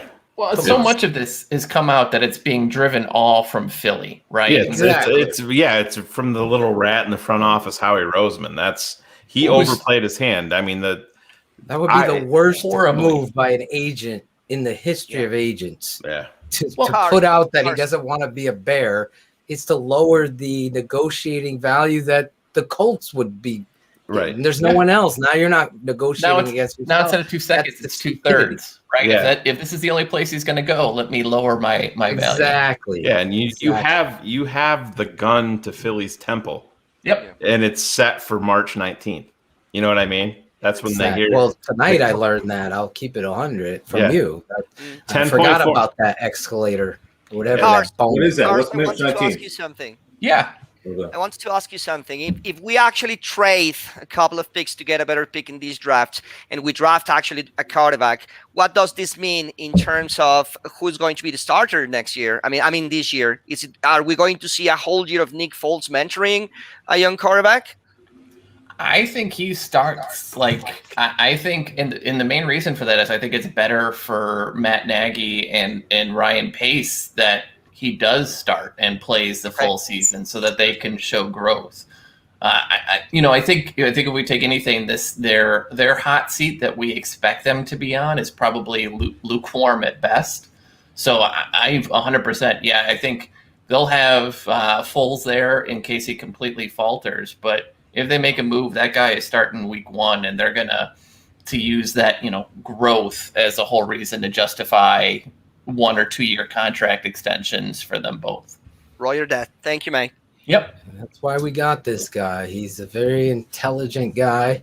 I'm learning a lot today. Great. No, I know everybody in the chat wants to know, Cars, if they're moving, what quarterback do you think is Matt Nagy's guy in the draft? So Lawrence is off the table, obviously. I think Lawrence and Wilson are gone within the top 3 picks. That's kind of my stance as of now. You've seen a lot of people already saying that some folks have Wilson ranked as their number 1 quarterback coming into this draft. Some teams do as well, which is also a great smoke and mirror. Right. I tweeted it today. I always like to remind people that some folks killed the Colts for drafting some dude named Peyton Manning over Ryan Leaf, right? That Ryan Leaf was going to be transcendent. I think, to be honest, I think Justin Fields would be more of his guy. I think the arm strength and the ability to make all of those throws are there. Trey Lance is going to get a ton of Mahomes comparisons. Yep. But I think Fields' 2 years in a system and 2 years starting is going to factor way more than the 320 passes that Lance has thrown. So if they move up, I think they'd have to get to around Philly's place, like 6th or so to get, because I think Cincy's another one. Yeah, because I think this is like the '99 draft, right, where you had Couch, McNabb, Akili, Culpepper, and then McNown, right? Like that's or the 11 draft, right? There's going to be a run on these guys early, so I think it would be Fields more than anybody else. Real quick, let's go around the table. Yes, real quick. I said it. Real quick. Who's everybody's? I'll start, and we'll go work my way to my left, but it's really the right for you watching at home. We'll go to Shayne, Claudio, Loki, and then you, Cars. If nobody, no trade, free agent quarterback or trade, who's your guy? For me, Jacoby Brissett is my guy in regards to not having to trade. Here's a guy that I feel like can, you know what he reminds me of? Remember, what was his name? Oh, man, I just had it. Former Jacksonville quarterback, Garrard. David Garrard. David Garrard. There's a certain sense of toughness, escapability, and just toughness about this football player. Anticipation throws, but worked with Bill Belichick, worked with Reich in that system, knows the philosophy and the terminology can easily transfer. And he's one of those guys that isn't everybody's name. And I've been saying this. I've told Cars and Shayne this a month or two ago, that's my favorite move for the Bears to make because I'm not giving up everything. Obviously, it's not going to move the chain, but if I had to pick between Minshew and Jacoby Brissett, I'm Jacoby Brissett. You follow what I'm saying here? So obviously Deshaun Watson is my guy. He should have, if I was the GM, it would have been easy. That would have been our guy. But obviously that's history. Shayne, who do you got? Who's your Wentz? Is that your guy? Or if we're doing this, including yeah, you can make a trade. I mean, this would be my move because based on everything I see and the situation at 20, I would sign Jacoby Brissett and probably draft a guy, move up and get a guy. That would be my move based on this situation. After looking at it all, obviously I would go after Watson, like I said, but that right. No, he's not available. But if he's not available, that's that. So Jacoby Brissett would be my number 2. Minshew's a parachute, like I said. It's the last pull before you're going to hit that ground. You got to pull that parachute. Yep. Yeah, I mean, if I'm not investing anything. If it's me, if I'm running the show, and if it's my show, I'm earmarking the draft. It is going to be where I'm going to go get my quarterback. I know we're going to get into that a lot more, on the patron side about what we're going to be doing, but I'll keep it light. Just say there, I'm not investing. If it's me making the call, I am not giving up assets for Wentz or for any of these guys other than, I mean, if I could consummate a trade for Deshaun Watson and I'm going to have to deplete resources, I'll deplete it for a guy like that. You have to, but it's got to be done the right way. And if I have a guy earmarked in the draft that I believe in, my problem is I love Mac Jones. I'm not willing to give up multiple ones to move up for Mac Jones. Mm-hmm. That's where I'm at. And unfortunately, the way that I would play this, I'm going to be more of a slow play, and we're going to build this shit up the right way. Right. And we're going to struggle for another year or two or be, mediocre like we've been for most of 101 years, and just we'll do it the right way, because I don't think that there's a quality quick fix here. Now, I know there's a lot of people that hate Carson Wentz. I'm not is down on Carson Wentz. I mean, there's people out there calling him a fucking scumbag that has no talent, and I mean, you've been reading Swanky's posts. Well, I see. I'm not. Come on, Swanky agrees with me about Jacoby. I'll take better draft advice from my unborn daughter before I take it from Swanky and quarterback debate. He was promoting Nick Foles last year. Let's not forget, right, Swanky? He's gonna melt down if everybody watches the chat. Swanky 32 is gonna melt down here pretty quick. No, but my answer would be I'm gonna be more of the slow play. I'm not gonna be forced in to any situation where I'm gonna say, I'm not a huge Fields guy, but just under Carr's situation, he brought him up as a Matt Nagy guy. Am I gonna give up multiple ones and a 3 and maybe a potential player to move up and go get him? No, I'm not. I gotta do this the right way. And if it means that the Bears have to bottom out, then they have to bottom out. You have to, at some point, you have to do this the correct way. You just have to. And the Bears have never done it the right way. They thought they did with Mitch, but they made the Mitch pick worse by what they followed it up with. I mean, Phil, none of us wanted Mitch. Right. Where they took them. Nobody did. I don't know anybody that did. But Not I our was floored when I saw Adam Shaheen's name come across my phone, because that's when I, remember how you could get the picks a little bit early before they went live. I'm like, there's no fucking way they're taking Shaheen here, and it just, but that's Chicago. Who's your guy? I'm still wondering. I mean, it's you have. I get Jacoby Brissett in a draft. I want to draft somebody, even if it's trading up. Obviously, Mac Jones. Yeah, who's your guy? You're the GM. Who's your guy? Well, in terms of you have to bring somebody in, Phil. I wouldn't be totally against. My biggest fear with Brissett is he's okay, but don't grade my. I want to hear. No. But I'm just saying, I understand your flaw. You have to. You're gonna pay okay when you're already capped out. That's the fucking problem, because he's a free agent. It's like Jameis Winston. You can. I mean, if I'm going.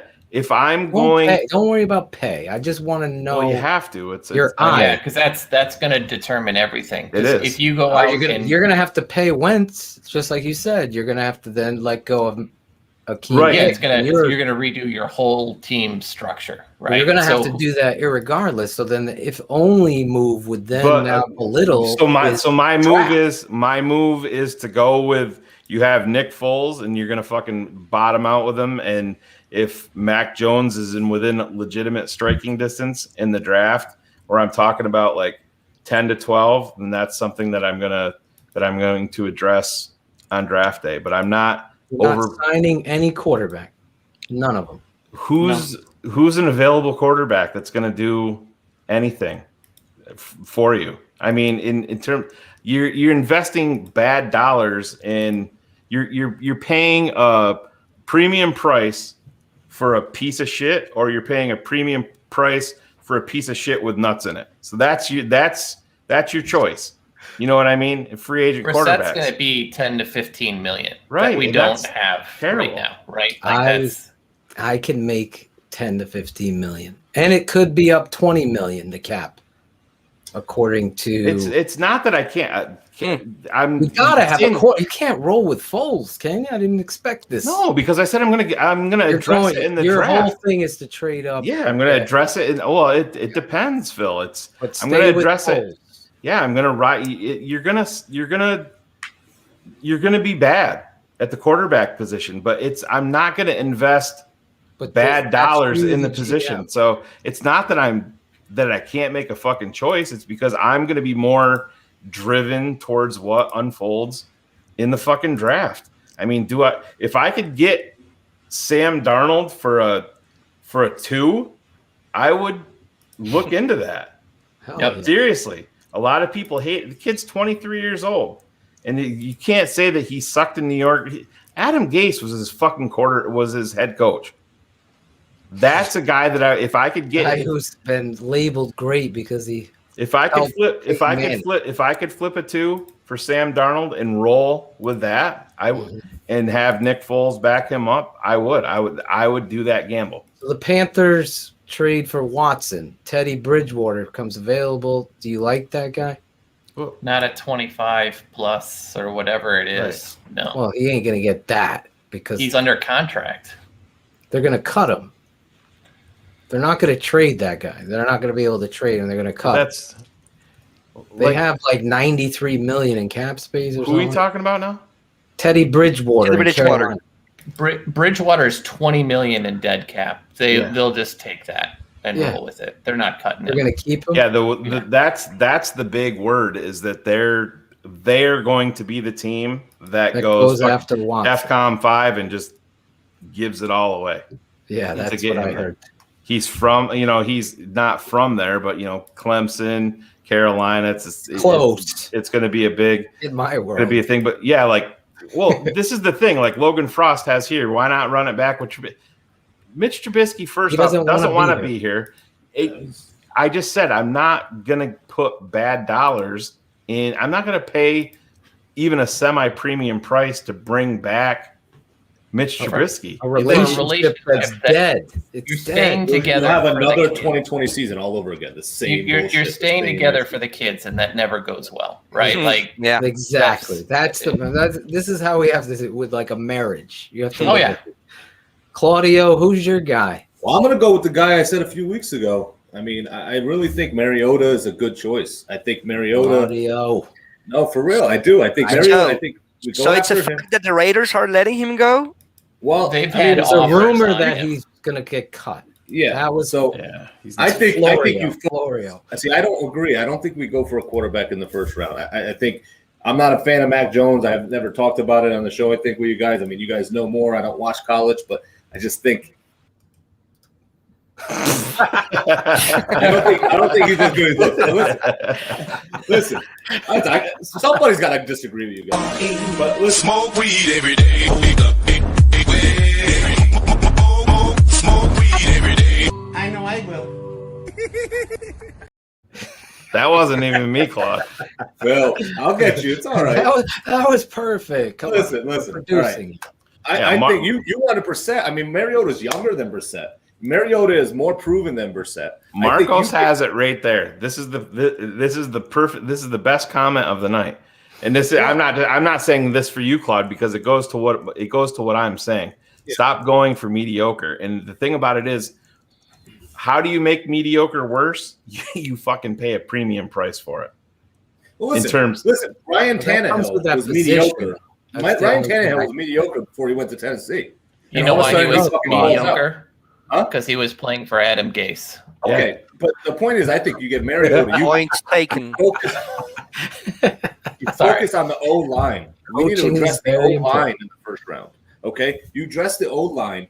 We have the receivers. We got the running back. We got the defense. Mariota is a better Trubisky. He can move in the pocket. He can make the throws. I think you go with him. He's not expensive. And see what happens, and learn, and he can learn from Foles. Foles can teach him. Audio picking up some follows as he's going. No, I mean, I said it before. I just think because if we don't get Watson, I'm with you guys. Obviously, with Watson, but you give up the farm for Watson.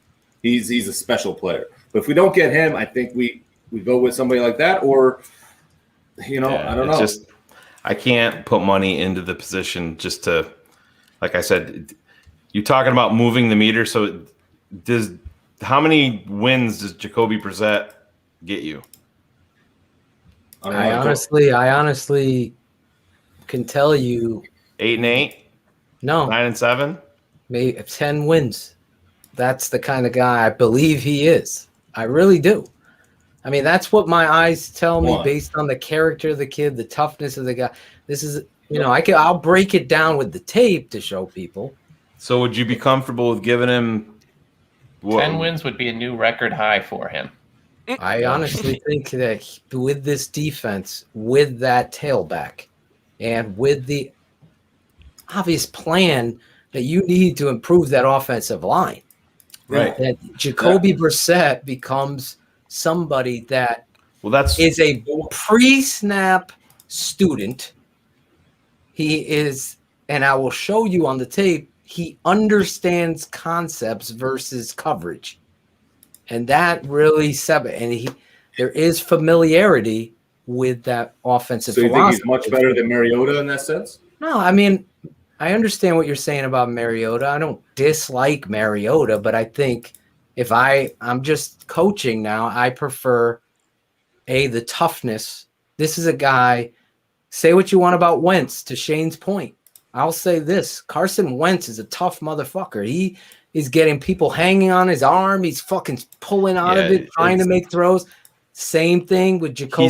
He's not the thing what it comes down to me with Carson. Perfect. Right. The thing that comes down to me with Carson, it's going to come down to compensation, to what it's going to cost you to acquire him. He's got the big contract, but if the rumor's real that he doesn't want, then that's done. Oh, right. You know and I'm saying? You don't want that. But none of these, then that's like I said, I don't want the people to say that I'm sources that I'm waffling on what I want. Is my focus is going to be more geared towards the draft. You want to change this with the draft. Again, I put you in the GM chair. So you're doing it right. I'm gonna slow play it. I'm not gonna force feed a baby with a fucking shovel just to fill the position. Derek Carr isn't your guy. You're not into that. I wouldn't be against Derek Carr, but again, it's compensation. Like, I mean, They want way too much. Am I giving 2 fucking ones for Derek Carr? Show me the money, Cars. Show me. You guys are all in on Mac Jones. If we do draft, somehow get him. Do you guys think we're gonna make him the starter right away, or is it gonna be a competition? No, that's what I was asking Cars a couple of minutes ago. Yeah, they 100% will, because it elongates their careers. Any growth that he shows by the end of the season, now all of a sudden, whether it's 4 and 12, 6, like, look, it doesn't matter. Look at what he did at the end of the year. They ride or die with him. If he starts and plays bad the first 6 games, they're gonna just stick with him. Yep, absolutely. I don't think you'll see him out there. I think it'll be a competition. He will then transcend in that position. Listen, I'll pat my own back. The quarterback position, I've hit on a lot. I'll take my lumps for Manziel. That I always tell you about that. But in regard, this kid is special. Pre-snap, post-snap, deadly accurate. Fuck you guys that scout teams and talent. Deshaun Watson, as Berlissimo and Shayne said last Sunday, it was available for everyone to see. The Draft Mob on this network. Everybody's got great talent. You only assess the player. How do they process? How do they drop the ball? Is it a catchable ball? Are they scared? What's their mechanics look like? So that's when I look at Ryan Pace and company, and I'm like, what the fuck are you looking at with Mitch Trubisky? Like, what tape are you watching? You are looking and saying, we're going to fix this guy.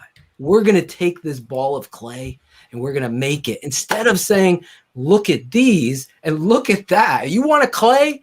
Mahomes is the clay. You want now? Watson's now. How they view shit, to me, I can't even comprehend. Just like Loki said in the beginning, we could figure it out. We needed a tackle in the second, but they can't. That's the issue. As Shayne would say, that's an issue. Yeah, and it really is. To me, overall, I think, end of the day, I think Cars is essentially agreeing with what I'm. You two saying, are together here. That the slow play is probably the right play rather than investing in. You know, if you did say this past Friday, Wentz was going to be our guy last show. Just for the record, Cars. Yeah. He had no. I thought they were going to overpay. No, I thought they were going to overpay and get desperate enough to do it. But you are right, Cars. You're happy that Ryan Pace and company didn't overpay for Wentz, for the record. 100%. I can't believe how long we've talked on the quarterback. You would think it's an important position or something. Yeah, I mean, do you want to talk? Well, let's talk about A-Rob. Well, actually, Loki. Loki, Shayne and Cars are together. Loki. Yeah. Well, as I was mentioning earlier, if it would be via trade, I think that Derek Carr would be a good option, but I think also that it would be a costly one. So if it would take only nothing but a contract, a regular contract, an okay contract, I think that I could even give a go to Mariota, or even I could give a go to Ryan Fitzpatrick. Don't kill me, guys. Don't hate me. No, he's a good bridge guy. Fitz is a great leader. He's a better bridge guy than Nick Foles, I totally agree there. I mean, for me, it'd be Darnold, so that you can keep your first and then draft a lineman, and then the go big or go home decision is I'm trying to move up and probably get a Fields or a Lance, who's ever those two go hand in hand. If the Jets won't move on from Darnold, that's good for us because that means that they're going to draft somebody else, and one of these guys might fall a little bit. And keep that, Shayne.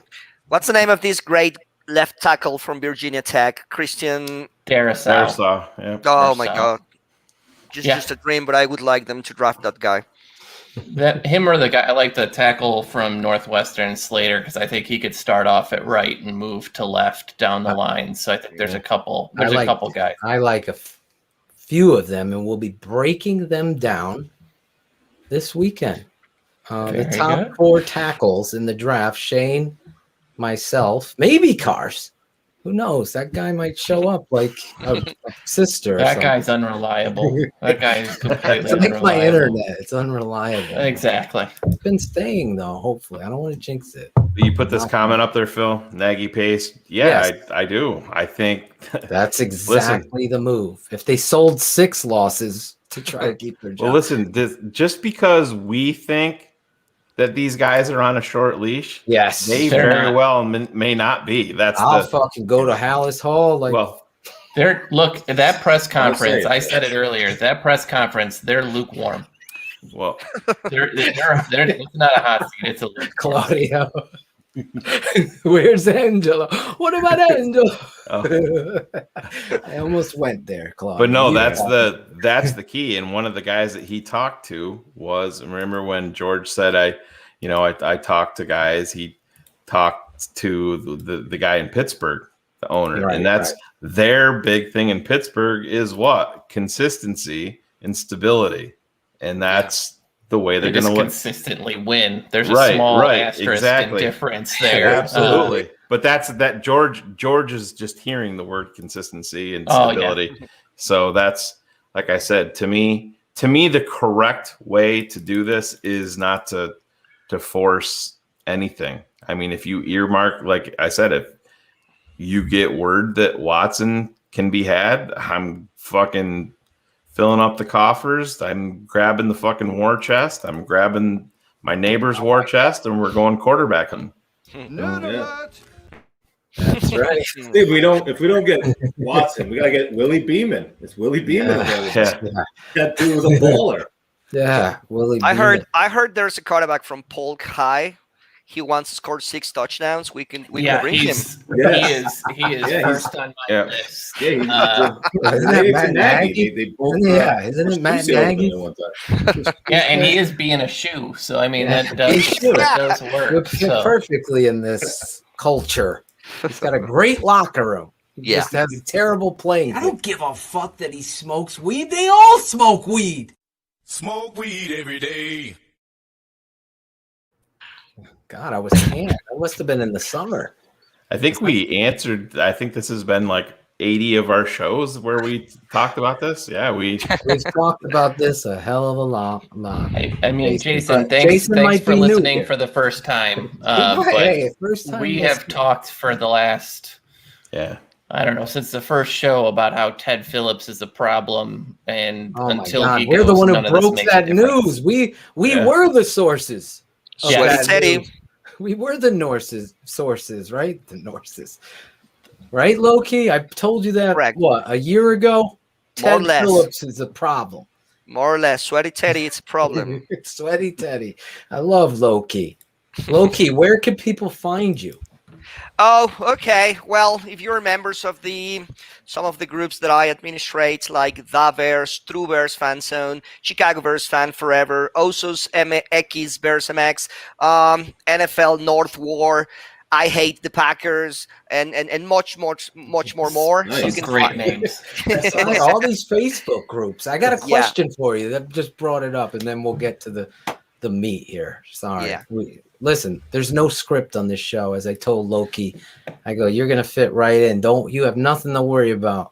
He was worried. I don't know as much as you got. You're perfectly fine, brother. You very knowledgeable people. You are, fit, guys. You fit right in. I will say, Claudio just learned how to spell football 2 weeks ago. So you're fine. You're fine. I gotta ask you this. Like, I've always understood, and it just could be me and Shayne. I know I'm speaking for him.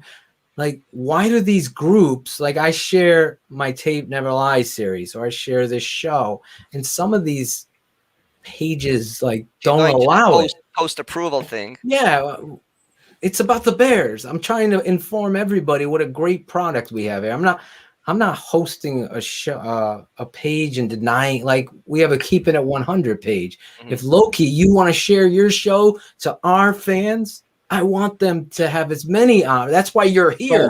And I'm going to bring on more Bear. There's a guy in the chat, Terrence Nichols. I want him and share his podcast. Everybody that speaks the truth. I don't get that. I just don't get that lack of love on Facebook. It just bothers me. I know this world is crazy, but you could speak on it. You always share my shit. So definitely. I always approve the shows. I always approve the shows in all of my groups. And as I told you, putting in together all of the groups that I administrate, we have 100,000 members. Amazing. So that's a lot. And I approve all of your shows every single time you post them. But I think that Facebook itself has made us like a little bit cautious about it.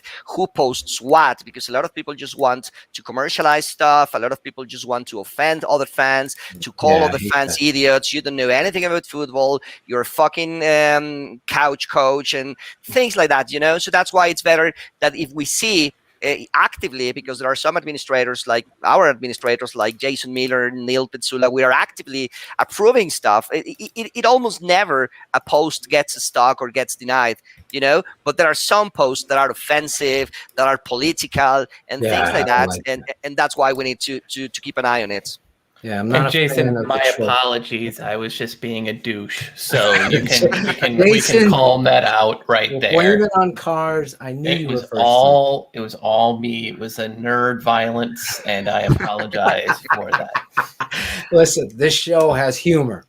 We have stuff that you guys don't even know working behind the scene. We're gonna have new segments coming up.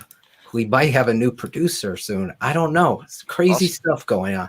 We got a musical director, my boy Cool Kennedy, with original music. Everything on our shows, Loki, is all original music, rapping with me. Brilliant. Shayne's gonna start. Shayne's doing his own song by looking like Eminem right here. Yeah, my birthday. I want that song. I already told Cool Kennedy, you and him in the studio working the lyrics. We have fun here. We're even going to have some new segments outside of the Bears. That stuff's coming up now. But let's get into what everybody's been waiting for. 230 plus strong listening live wherever you are. I appreciate you guys, the 100 crew. If you're not a patron, right at the bottom, the tapeneverlies.com analysis by paralysis analysis. Yeah. And where's my boy Geary Williams? We hope there is hope. That's the off season. You talked about collaboration. We're talking about hope. That's where our fans are. Yes. Time out, Dr. Phil. Go ahead. As I was telling you earlier, I am taking a second master's degree and I have a class right now. So as I told you, I was going to be able to be 2 hours just with you guys. And it was great. It's been great. And I loved it. If there's anything I can do with all the strength that we have in the groups in Facebook and in the pages and in my show in Mexico, just let me know. It has been a pleasure, guys. Shayne, Cars, Claudio, Dr. Phil, and to all the people watching. It was really, really a great experience. Thank you very much for not making me feel like an idiot with all of your knowledge. Honestly, that's what we have Claudio for. Exactly. Don't worry. I'm here for that. Don't worry. Listen, we don't blow smoke here. I would grade you as an A+. You came in here swinging right off the bat. You're part of the conversation. I honestly want you to come back. Seriously, This is what it's Anytime, about. absolutely. It's all love. anytime you ask me. I don't know if you could take me and Shayne and Cars on your show. And speak Absolutely. English through, and you translate. And for not us. even I don't really know. good English either. Like we are. Actually- It's bottom of the barrel. But Actually, I would there love was- to come on There your was show. a comment. with you. There was a comment around there. My Mhm. producer commented that like you should start practicing your Spanish because we want you in the show. There you go. There you My go. wife Right there. could sit here and translate whatever I'd say. That would be funny, actually. Sure. 'Cause she could speak Why not? Spanish. But we got to do it. Honestly, thank Absolutely. you so much. No, Follow guys. this guy. I know he's on Absolutely. Instagram. I tagged him. He's on Facebook. Give him a shout. Give him some love. 100 Crew. Show him how much he meant for the show tonight. Honestly, we're always doing stuff different. Shayne and I, we're not chasing or fanboying. We're always looking for passion and truth and love of the Chicago Bears. And next week, honestly, you brought up Alberto Valdez, admin. Before Great I guy. let you go, great human being, great friend. Great guy. He's always promoted me and Shayne, and was there when we left the old network to keep it 100, saying you guys need to do this. You're the stars. You're the sauce. I'm bringing cars. He's like, oh, that's gonna be awesome. This That's is a true mistake. stuff. Alberto is going through dialysis. I'm gonna have a special one-on-one interview with him for next week's show. I've asked 100 Crew members, say your prayers, pray for this man. He's avid Chicago Bears fan. He's got Chicago Bears fan forever. He's been in my show already. He's already been on your show. Yeah. Nice. Listen, Loki's coming back. Trust me on that. Thank you, Jeffrey. Send some prayers though for our guy Alberto. God bless you, brother. And Thank you, go my pass friends. those classes. I will not. Thank you very much, my friends. See you man. soon. See ya. All the best. What a Bye-bye. great dude coming on all the way from Mexico, hanging out with us. Great stuff. We never even got to go into Desai with him. We got so off we don't have a script, so we just got off into the quarterback world. That's what it does, Shayne. Well, it just shows how important it is. I mean, you could literally do every single show until they make a quarterback move and dedicate it to that, because it's where it starts, it's where it ends. I think that is Alberto right there, and Chicago Bears fan forever. That's honestly, thank you, Cherie. Say those prayers, and whatever religion you are, this is about life. I've had a terrible couple weeks losing friends to COVID, to diabetes, and having COVID. This is real stuff. It is not. Claudio's been through it. He had COVID. Ace Acevedo's had it. Chris Sandlin's father has had it. Lawrence Fleming, the voice of the Tape Never Lies network, has had it. His father has had it. Go get the vaccine. If you guys can get the vaccine, If you can get it. the vaccine. Pray for people. Let's send some positivity out there. We get a bad rap. We always, do for speaking the truth. And I will not hesitate to call out a motherfucking troll bitch. I won't, but I will also make sure people like Alberto Valdez, my man Patrick, who passed away last weekend from COVID, are known. Now, my cousin Eric passed away. Those people, life is important. The Bears are important, but life is so important. So little, truth coming in this show as we get to the new defensive coordinator, Connecticut boy. We need, as Otis said, patron number one, numero uno, him and his beautiful family there. God bless you guys. You're right. We need all the help in this world that we can get. Your little bit could go a long way. Look for that interview next week.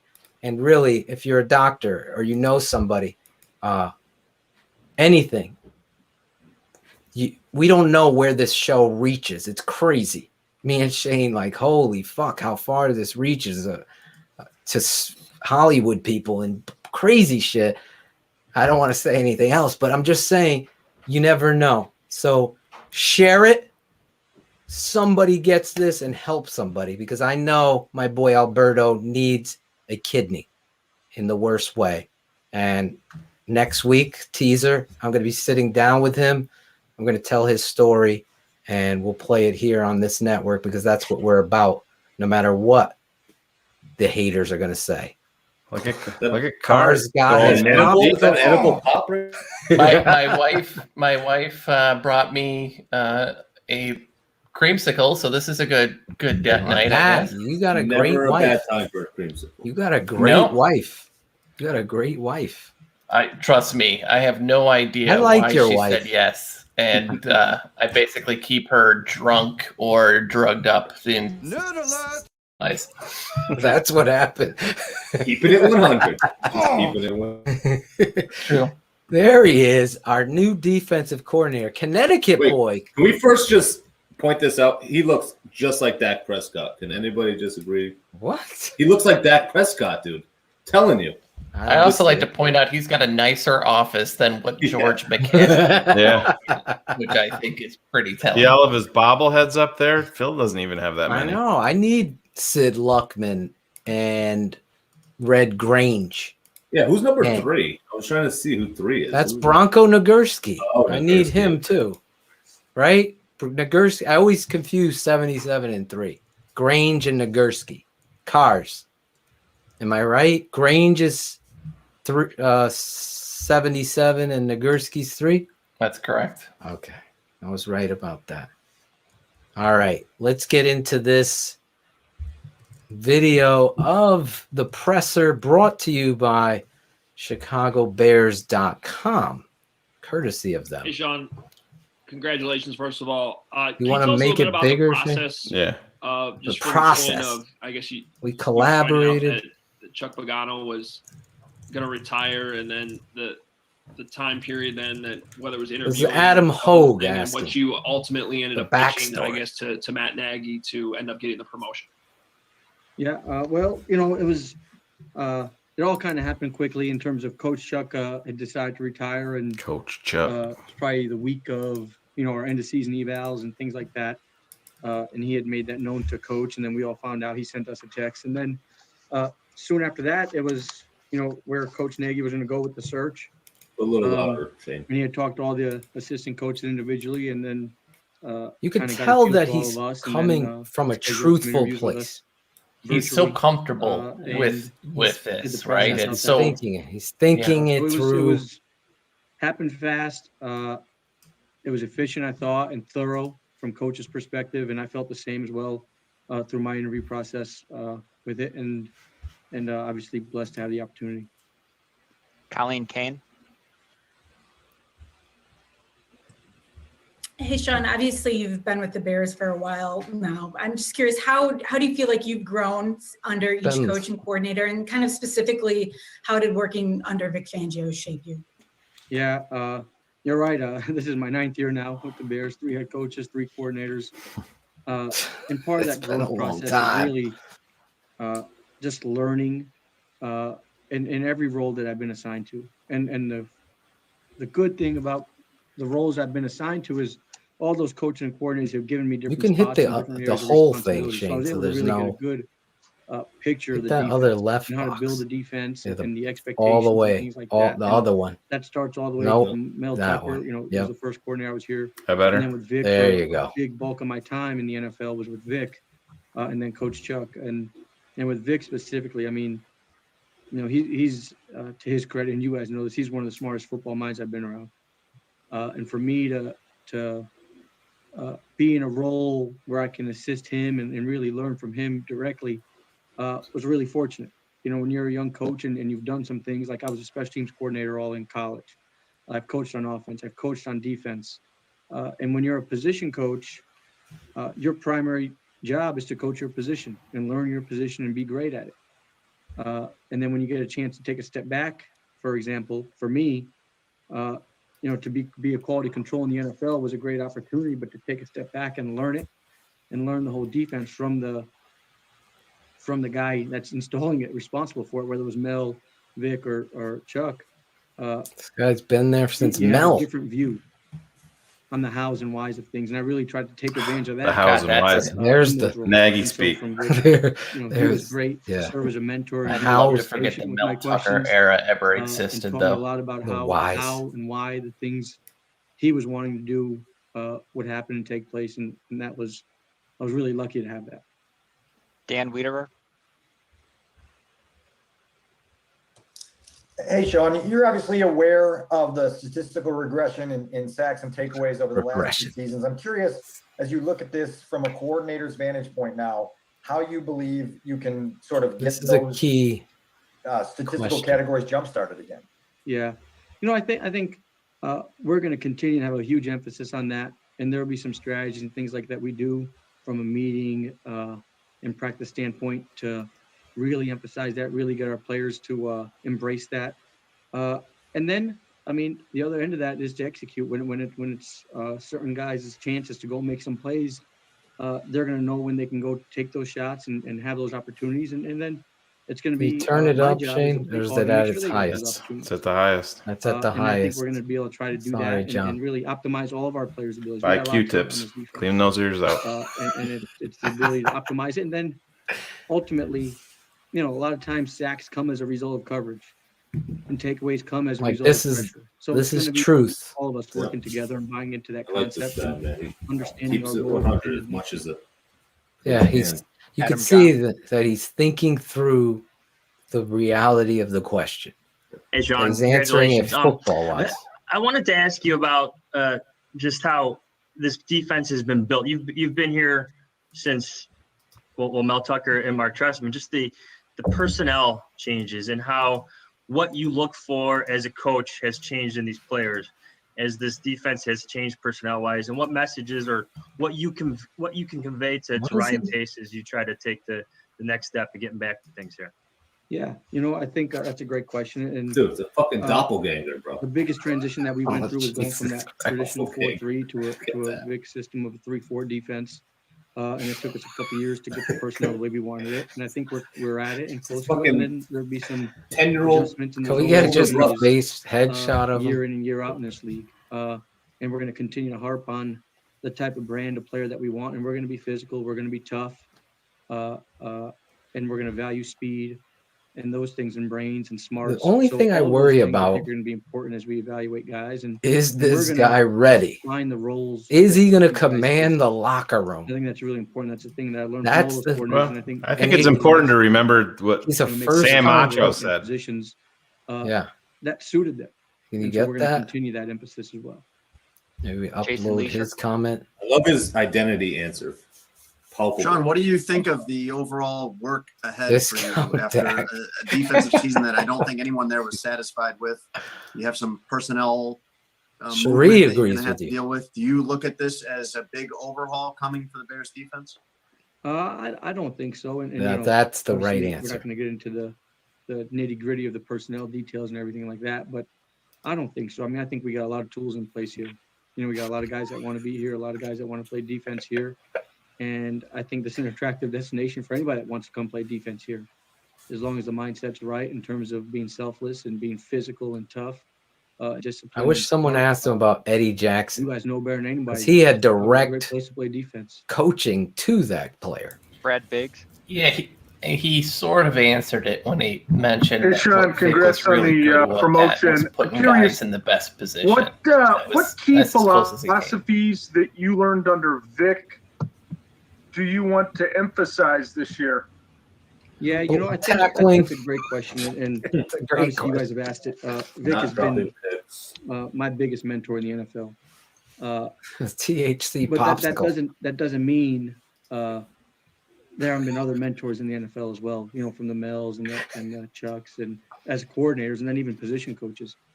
So I think the biggest thing I'll take from Vic is going to be my preparation and my approach to the game and the buy-in I'm going to get from the players and how to do that, teaching people the whys. But there's going to be things I'm going to take whys. from Nice. Snell Come on, in terms of Nagy the speak. organization Can we and just the detail, promote him to head training, coach Chuck, now? in terms of the We just do relationships that and his ability already? to communicate. Get rid of So all Nagy. those things, this is going to be a No, day I for don't me see it. my career has been really defined by Maybe it's the beer. learning. This guy's got a little bit of Jason and La applying it to Canfora my own eye. I'm philosophies sorry. and beliefs. He does. Yeah, that one's pushed in a little bit too Yeah. far. I think that's one of the reasons why Coach had promoted me. You know, I think he saw that, and we're gonna have a clear, distinct vision, and we're gonna have an identity that obviously our players are gonna know and embrace. But I think hope everybody in Chicago is able to identify and embrace it without it being told. You know, I think they're gonna be able to relate to that identity. Hub Arkush. Hub. Hey, Sean, congratulations, man. Thank you. Thank you very much.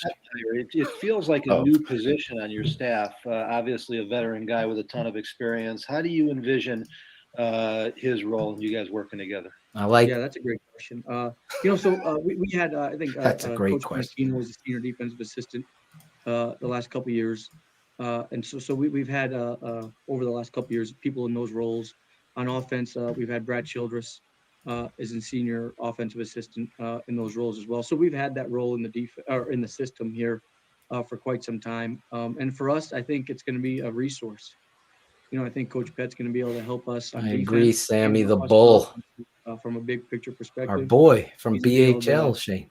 Sammy. bring in Yeah. ideas, as our other coaches are going to be able to bring in ideas. You know, this is going to be an open environment, and like I said, everybody's going to know who we are and what our identity is, and then if there's things that we only- can balance each other off of, then I'm all for that. And I think that's a great thing for me, you know, as a first-time defensive play caller, is to have some other perspectives. And I But hope give you me guys a feel butt. that the way the staff has been built. It's been I'm waiting very for a butt. thoughtful in terms of the guys we brought on the staff. Everybody's had either coordinating or playing experience. You know, obviously, as you guys have articulated well, the two of my deficiencies: haven't played in the NFL or coordinated in the NFL. So we've been pretty intent on want to develop the staff and the mindset that we have from all of our staff members, and then the traits that I bring. You know, I think I want balance to that. You know, I think I bring a different set of traits from everybody. As There well, you go. which will be positive.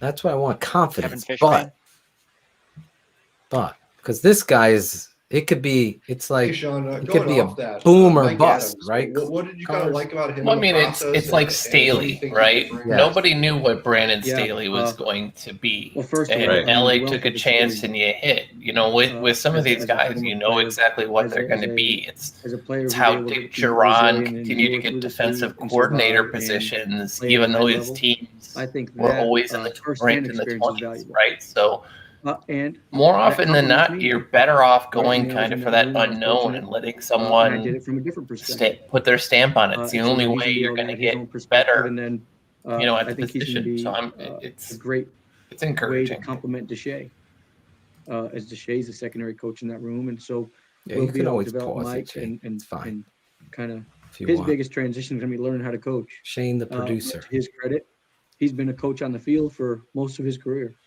so the transition won't be too difficult for him. Actually, he just might got need a to learn how to text use from wisdom, Angelo. but that's Did okay. you? Yeah, We he can teach fell coming back from his man cave in the Come snow. on. He took a picture. He's calling me. Yeah. On the show. He probably look at his picture in the snow. Have you given any He fell. indication or confirmation that Eddie Goldman will play in 2021? And second, another question: when you look at the defense, what specifically do you feel is deficient? What is the main deficiency you need to improve? Is that real? To improve the defense? Yeah.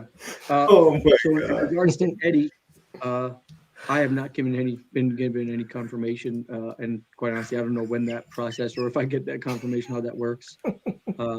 I think our expectation and his, I think, is that he will want to play. We have jumped the shark officially at this moment.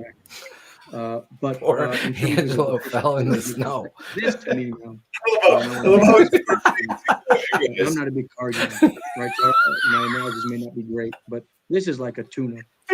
You know, we're going to refine some things, and we're going to make sure our players are playing to their strengths on a consistent basis, and they're going to buy into The best comment. and the whys and the hows of why we're doing. Is that real? It's Angelo. He fell. Angelo. And I'm with I think he Paul in got. terms of the stats. I think Somebody asked earlier, he injured regression. himself. And we're going to overcome that. Is that face down or back? Face. That's Luke Skywalker, face down, ass up. That's the way Angelo likes to fuck. Wait, Claudio, Is that the space shuttle?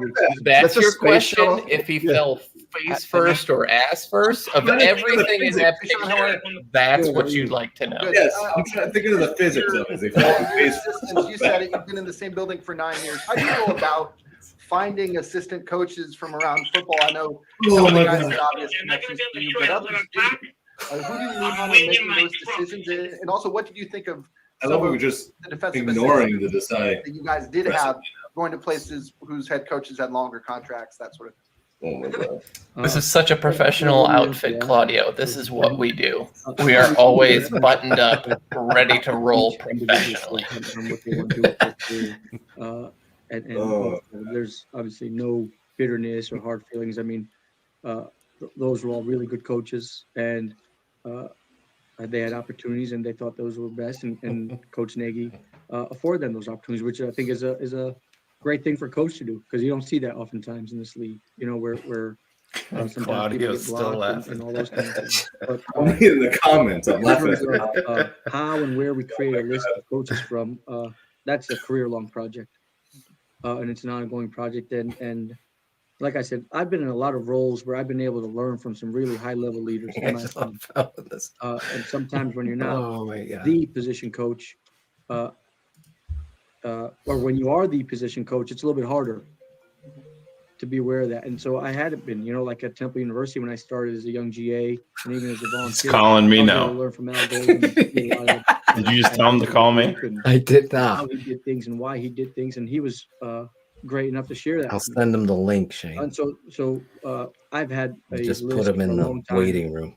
on people that either I've worked with, had seen work, have clinicked with, have so many interactions happen in the coaching world where you build your reputation and all that. So I've had that list running for a long time.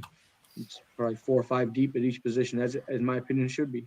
And then when you get a chance to interview, you get in a role like we did, we vet them. And Can you pause it for a second, Shayne? Yeah, he's getting nervous because of the personality is going to fit. But what I love about that answer, though, is if you listen to it, is he's already starting to build a list of position coaches. Like, if that doesn't tell you a man's attention to detail, because he's talking about clinics and who he's worked with and interactions he's had, for a guy who's young, right, hasn't really been coaching in the league very long, to have that type of vision and idea, like, that tells you he knew that this was going to be an opportunity for him at some point. He's preparing for this. He's taking that, very, very well. This isn't, I liken this back to like when Lovey took the role. Do you guys remember that first coaching staff that he put together and how absolute garbage it was, right? Because he had no list of people. There was a couple of names of folks that he wanted, but everybody else was like random college guys. Exactly. This guy is so much more prepared. That answer, along with some of the others, I think is hugely important to who he's going to be as a coordinator. Yeah, I agree. I think the preparation of the list. Listen, I want to see what this guy is. Like I said with my father, Shelton, Connecticut. I know they mentioned it, and I said to Shayne off the air, I was like a little disappointed. Like, that's like It kind of glossed over it. he glosses over them mentioning Shelton, Connecticut. Like that, you would think that would be. That's obviously where you got your start. Yeah, where you learned. He specifically talks about Mel Tucker and being, prepared and stuff like that. I mean, I know I'm not defending Mel Tucker, but I mean, he was dealt kind of a shorthand here. Yeah, Mel's a better coach than that situation was terrible. Yeah, because none of those players wanted to play for him, and you're asking him to coach a scheme that he didn't want and had to keep there. It was terrible. Yeah. But that's a good point to your point, Cars. Mark Trestman. He was forced into that situation where this dude, what's his name? Marinelli, he was going to stay if Bruce Arians was the guy.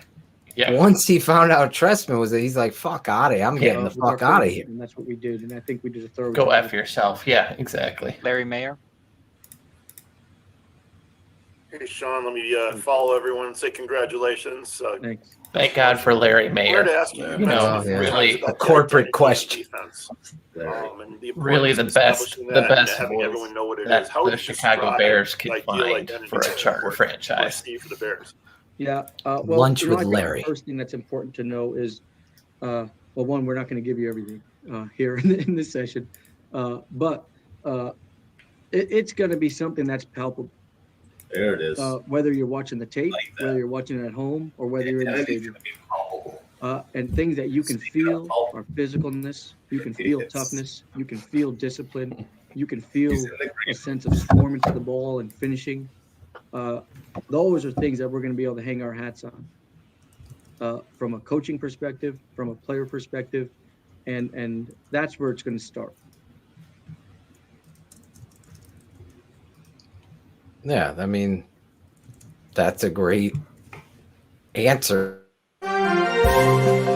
Breaking news. The tape never lies. Network breaking news.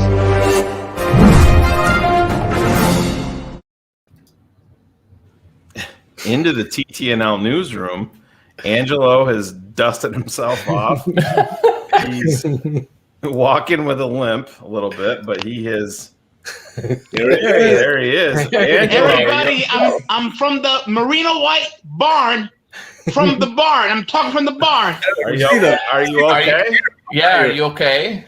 I was freezing. I had to go to the Ford Ranger. I went back and forth on Route 5. I have no idea what's going on right now. Did you get hurt when you fell? He's in a barn, ladies and gentlemen. I'm in a barn. My barn. 1,500 square feet of barn. Who's that behind you? That's Angelina Jolie. That's my personal bodyguard. Wait, Angela, did you really fall? What? Did you really fall? Was that you? No. Yes, he fell in the snow. There he is. Guys, can you see me? No. There you are. There we are. Oh There my you gosh. are. That is a. He's waving. Are we Wait, doing? he's setting up in the office you like getting he's Sean shots Desai out? right now. Oh my god. Can you see us? You're Is far there any way away. to put the volume louder? Angelo, is there any correlation between the open sign where it is on Angelina Jolie? Is she open for business? Is this We what- need to get him some headsets. Angela, Yes. put me on. He comes back from the chair. Angelo, we need you to. Okay, I got this for you. Ready? Look. Hype. That's just for There he you. is. The hype. All right, good, Claudio. Very good. You got to bring the hype. Now, guys, is there any way we can put we can put the volume a little louder? That's on your end. I think you're too far away when you sit back there, Angelo. You got to be closer. All right, let me put it a little bit closer. Wait a minute. All right. Angelo is our Guillermo. He is our man on the streets. Angelo, can you interview Angelina real quick? Yes. It's fucking awesome. All right, guys, let's go to Angelina. Oh, we're losing him. My name's Angelo Joe Marino, and the one thing that we have in common is our middle name. Is that right, sweetie? There she is.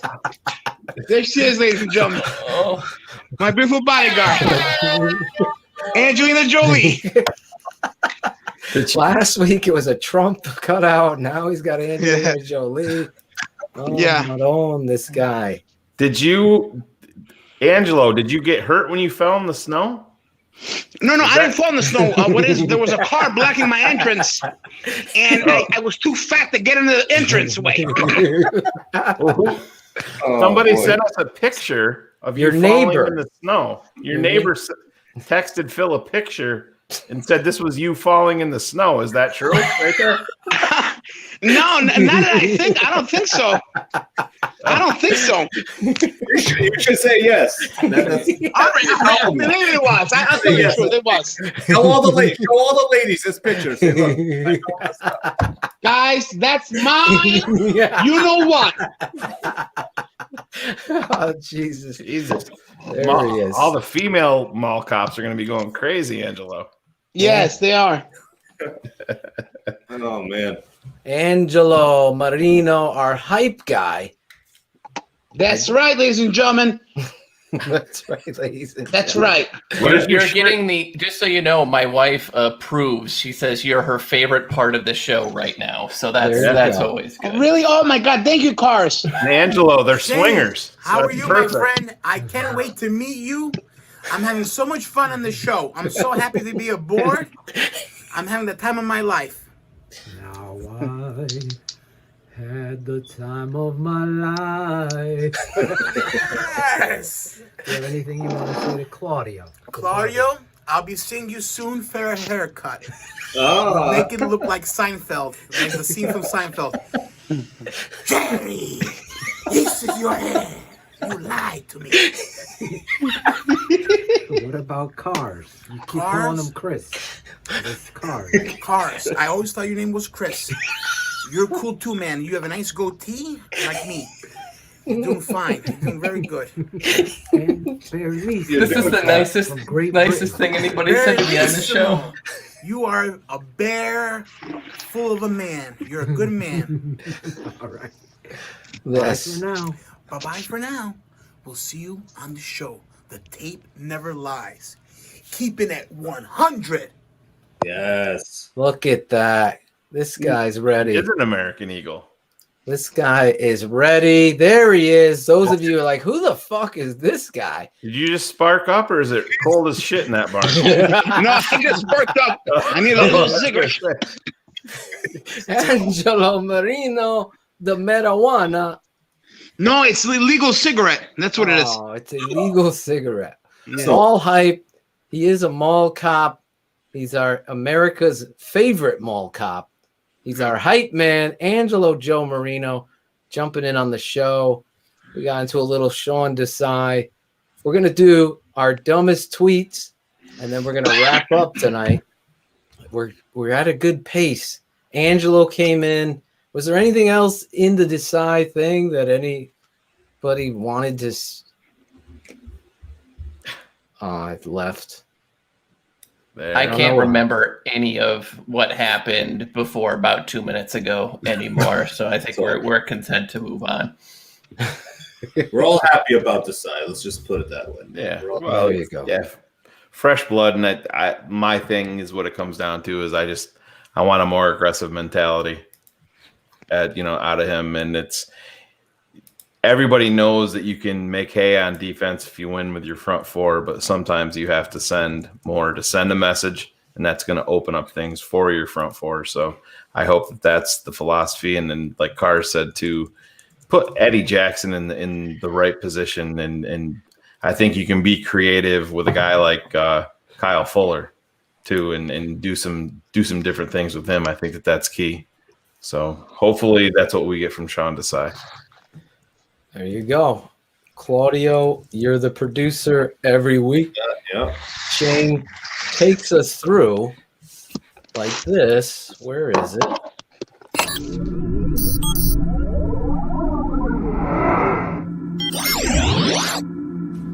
Dumbest tweets of the week. Oh, yeah. The dumbest tweets of the week every week with our guy, the smartest man. Angelo will have to mute for a second. Be quiet, Angelo. Oh, yeah. Oh, yeah. Nobody knew that Angelo's packing a fucking Scud missile yet. He's the smartest man. This is the guy who invented the root beer float. The only mistake he made in a month is not listening to Angelo and betting on the GOAT. He's the smartest man, and this is his dumbest tweet of the week, or tweets. Yeah. It's been a little while since we took a little vacation from the tweets, but this one was This one was so bad, Cars. I know you Super bad. Yeah, super bad. Cars, you must have seen this making the rounds on the Twitter's verse. Oh God, please be my favorite tweet. Yeah. Chad Forbes. Oh, in a boy. couple of months, the Bears must make a decision on exercising his, talking about Roquan Smith, 5th-year option that'll be for $10 million plus and guaranteed for injury and skill. Serious injury, and he went AWOL in 2019. Plus, Zach Cunningham is locked up long term, and Roquan's skill set doesn't fit today's NFL ideally. Well, this dude got undressed and oh my He god! went and watched the tape. Don't worry. He watched the tape, Phil. Oh my god, that is real. Yeah. Ben Solak made the same mistake when he was talking about Tremaine Edmonds. He said Tremaine Edmonds is everything that the Bears wish that they had gotten in Roquan Smith, and everybody's like, bro, what are you talking about? And then he did the same thing 24 hours later. He goes, oh, I just watched the tape and I was wrong. Well, then isn't that your fucking job? Yeah, exactly. Anyway, before you make a fucking statement like that, you fuck. No, this is the internet. You make horrible statements like you should. You pop the tape on, it shows you this. You know what you're fucking doing. Hold on over there, Angelo, laughing. Don't be afraid, ladies and gentlemen. It's totally normal. No, just ladies. Don't say ladies and gentlemen. Yeah. Ladies, don't be afraid. All right? Angelina Jolie just fell over back there. Wait a minute. Let's check on Angelina Jolie, everybody. Where is she? Oh, there she is. Oh. There she is.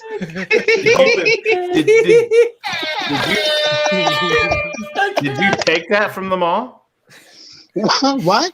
Did you take that cutout from the mall? No, I bought it at a party store. Oh, all right. I had her for many years. This is Angelo.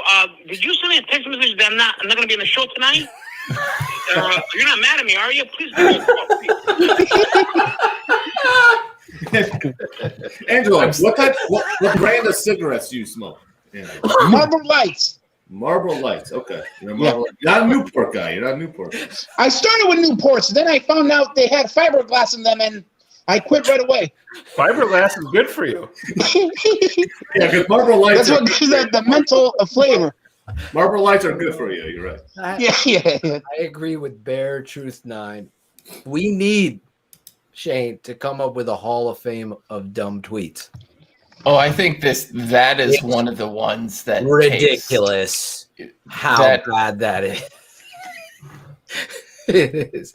It takes the cake, Cars. You're sitting there trying to comprehend how you even say that. Like, you couldn't watch a single football game that he played last year and be like, nope, that guy is the worst player on the field. That whole sideline to sideline thing is completely overrated. Like, I want a guy who runs a 4.8 40, who can barely jump off the ground. That's the guy I want as my middle linebacker. So that was God. Dude, I have never in my life, I honestly thought that was fake.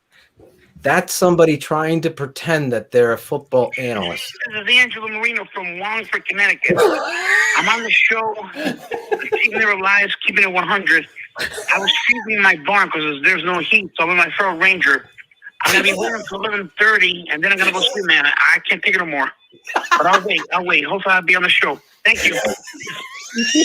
Wait for us. Angelo, Here's the best. Wait, just listen to the beginning of this. This is the best. Dr. Phil, am I going to be on the show at 11 o'clock? I'm waiting in my truck, and then I'm going to go in the bar, and I'm waiting for you guys. Here's the best part right here, the very beginning. I love you, Angelo. I love you too, guys. Shayne, this is Angelo Marino from Wallingford, Connecticut. From Wallingford. I have to invest in a torpedo heater. A torpedo heater, it will heat this place up very well. I think you got a torpedo. Yeah, I got a torpedo right between my legs. Oh my God. Angelo. Yeah. Oh my You have surpassed Cut It Out as my favorite part. Yeah, I don't think we need to bring back Cut It Out. I don't think Angelo and you are now going to be the Cut It Out. Have you ever seen the Cut It Out? Yes. He's already cut it out. Howie Gladstone from Full House. That's right. Hey, cut it out. What are you talking about? Yeah, you must have been at the top of your fucking class. There you go, Angelo. Angelo, I don't know. Scissors. Oh, wow, Cut, you got the big scissors. Oh, I'm gonna cut your hair with these scissors. You're bigger than Edward Scissorhands. There we go again. I agree. A Cars Angelo segment of Q&A is definitely patron worthy. That would be No, if we're doing that, we're doing that's Fireball. We're doing shots of Fireball for every question that we go through. There you Fireball go. Cars? Yeah. Look what we got here. We got Fireball right here, buddy. Do them both. That's what Do I'm them both talking right about. now. Two. No, That's what I'm talking no, I can't do it. Angelo, you love the show. You're becoming a Chicago Bears fan. He texts me. I can't wait until we all go to Chicago. We got to try out their deep dish pizza. I never tried it before. Come on down, don't guys. Don't get them started, Claude. I mean, Angelo, we know in New Haven has the best pizza in the world. That is true, Phil. We gotta bring Cars. Shayne, test that. I'm not hyping this shit up. Carr said you can bunk up at his house. Oh Yeah, come on down. All Stephanie's of you. got a bed made, a guest room. I'm coming. Everybody, the whole crew come by. We'll do a sleepover. We'll stay up late watching movies. It'll be a great We'll be like brothers from Step Brothers. Yes, exactly. The movie. Yes. Phil will probably be buried in the backyard at some point because Shayne will be like, I'm killing you. Angelo can dig him out.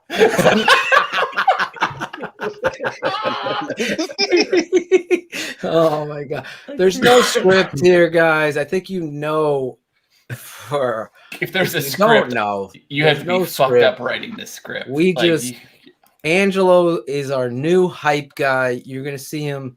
He's getting used to it, Shayne. He came over today. Yeah. He's got to work on no script. Angelo's just got to. Here's our guest, Angelo. This is our meeting with your loyal fans that are growing. All right. People are going to be so excited. Fuck Phil, Shayne, Cars, and Claudio. Where the fuck is Angelo? I want to meet him. No. Yeah, We must have everybody on the show. That's how it works. Trust me, Angelo. We are a team. Everybody in the chat loves you, man. Angelo. I love everybody too. Chicago. I'm so happy to be aboard on this show. It's a blessing. There you go. Can you sing to us in Italian, Angelo? Not really. I'm going to start learning how to sing, and Phil's going to teach me soon.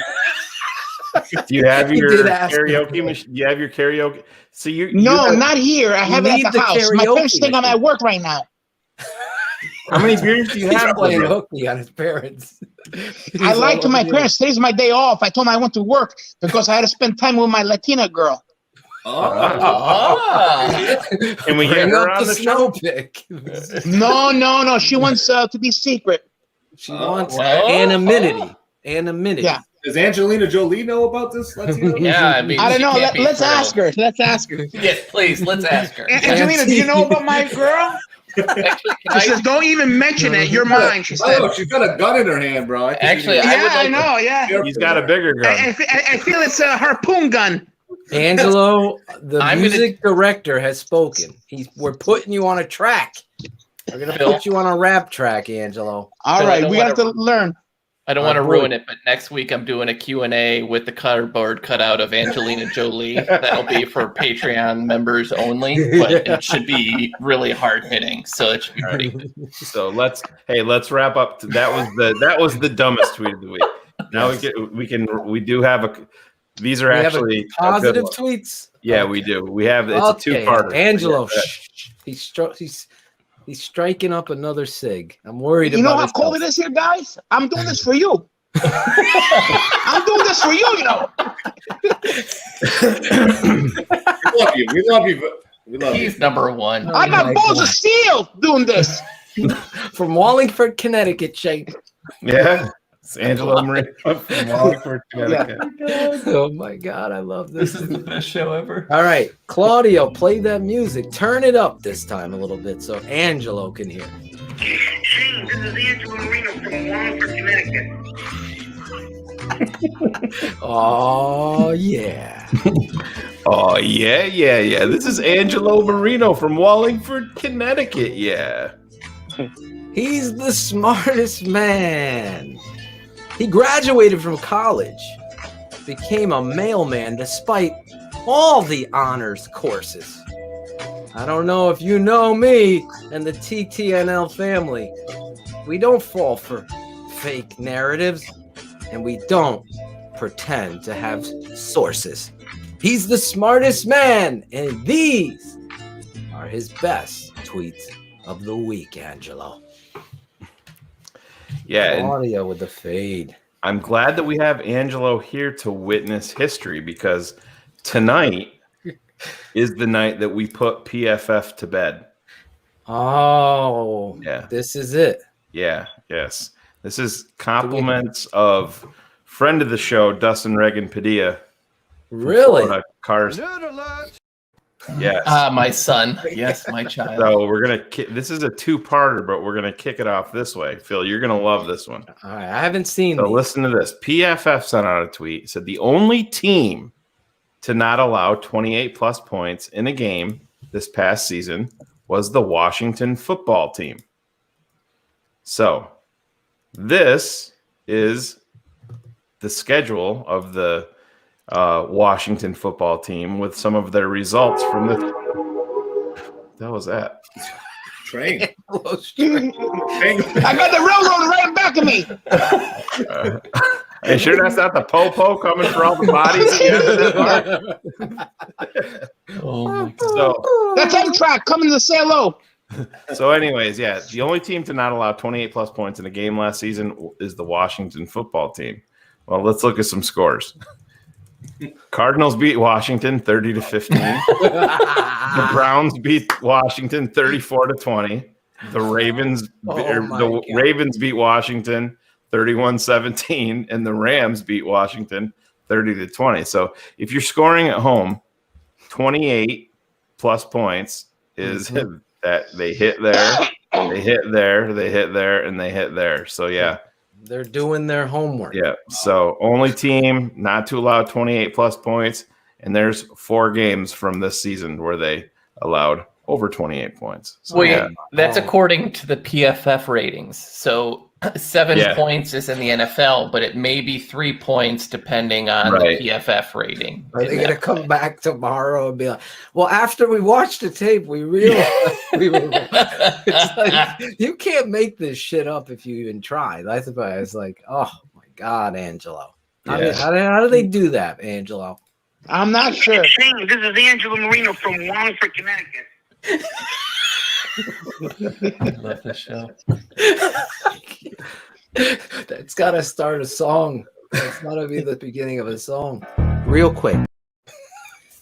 So who do you think smoked more cigarettes, Loki or Angelo? Angelo. Oh, Angelo's got him beat already. We got on before smoke. Loki went like 5-10 minutes in between. I think Angelo's got the next one lit already. Angelo's I think buffet. You know, guys, I can't take it any longer in this barn. It's so cold. I'm gonna have to go soon. What does your shirt say? My shirt says I made it myself. It says Angelo, Joe Marino, and Capone's Pizza Bar in North Brantford, 2400 Road. Pizza Paisano. Yeah, and the back. I have the back too. See. Oh yeah, bring it on back there. Yeah, there it is. Oh. You gotta make yourself a TTNL shirt. No, I'm gonna get that soon. I thought it was gonna be here today. Version though. Yeah, Angelo's gonna get his own shirt.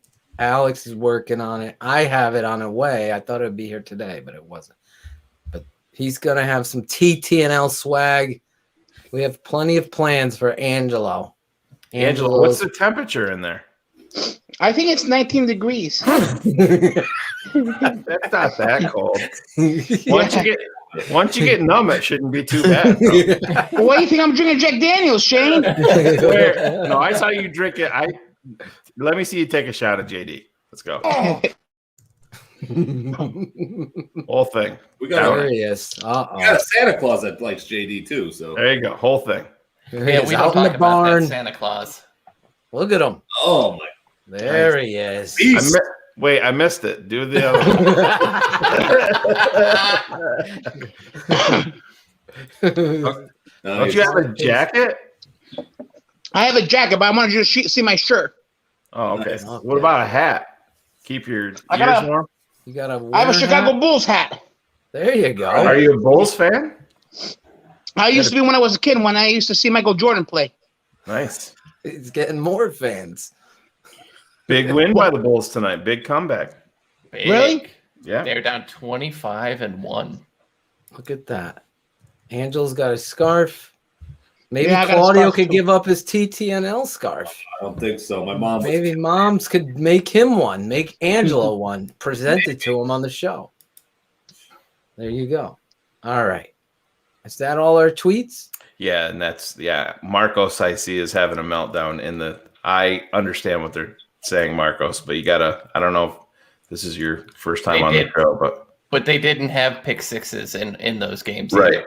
Yeah, So- there wasn't. So that's the point. They're half stats, and that's what they're known for. They make shit up as they go. We get weather. We got weather updates. We got weather updates. It's currently 25 degrees in Wallingford, Connecticut, with a wind chill of 18 degrees. Look at that. There you go, Angelo. This is Angelo Marino. Shane, this is Angelo Marino from Wallingford, Connecticut. The fact that he throws Wallingford, Connecticut is the best. It's the best. You're the best, Angelo. I know it's cold. We are the best. We are a super house. There you go. You're loving the show. Shane, he came over to my house today. I saw We thought the shirts were going to be in the mail. They weren't. That's okay. But he came over. He did the promo, as you saw.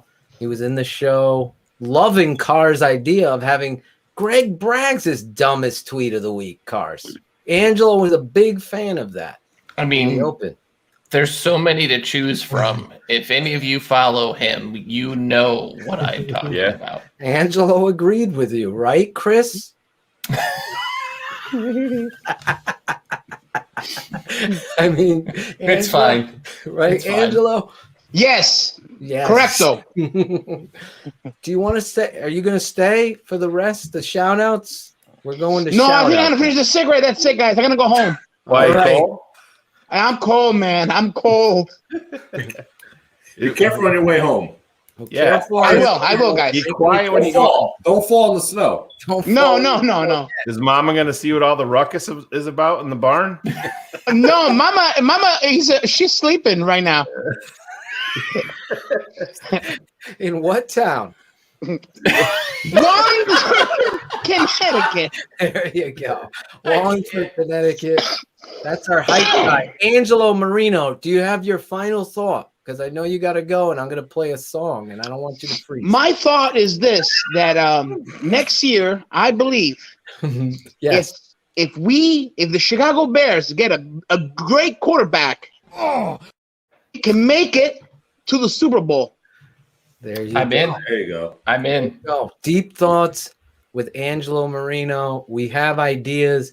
Angelo's restaurant review every week. He's going to go to a restaurant, ask people, review the restaurant, but ask people Bears questions that might not be Bears fans. We got a bunch. If you have ideas that you want to see Angelo do, as you could see, Angelo's not afraid of anything. In what town again? Wallingford, Connecticut. Yes. He's proud. He's Wally World trying to get me represent. to move back to Wallingford, Connecticut. So, Angelo, are we? There's some ladies in the chat asking if you are Ladies? single. Do we present you that way, or are you? Yes, I am single and ready to mingle. There you go. There you go. All right. All right.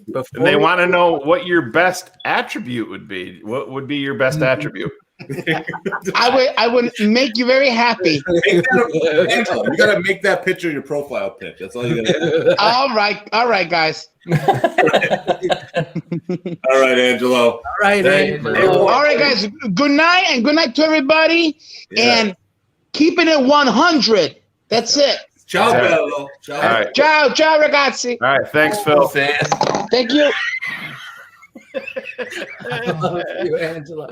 Angelo Marino, the hype man, leads us. Listen, if I've lost my spot on this show, I completely understand it. At this moment, like I got nothing. I got nothing to offer comparatively. So it's been a good run. Star has been born. It truly has. Yeah. Listen, real quick, before we go to shout outs, me and Shayne were like, we got to get this guy on. 70% of people or 60 might not know what the fuck, but Shayne, Cars, Claudio, we can't stop laughing with this guy. And you just got to understand, he is not afraid of anything. He'll go up to strangers. Shayne, this is Angelo Marino from Wallingford, Connecticut. He called me 8 times during the show. He's classic. He's our Guillermo. He's our hype guy. And you'll be seeing him all throughout the offseason. And again, some of you guys have great ideas. And Cool Kennedy, we're definitely going to get him on the track. Speaking of Cool Kennedy, this is his baby right here.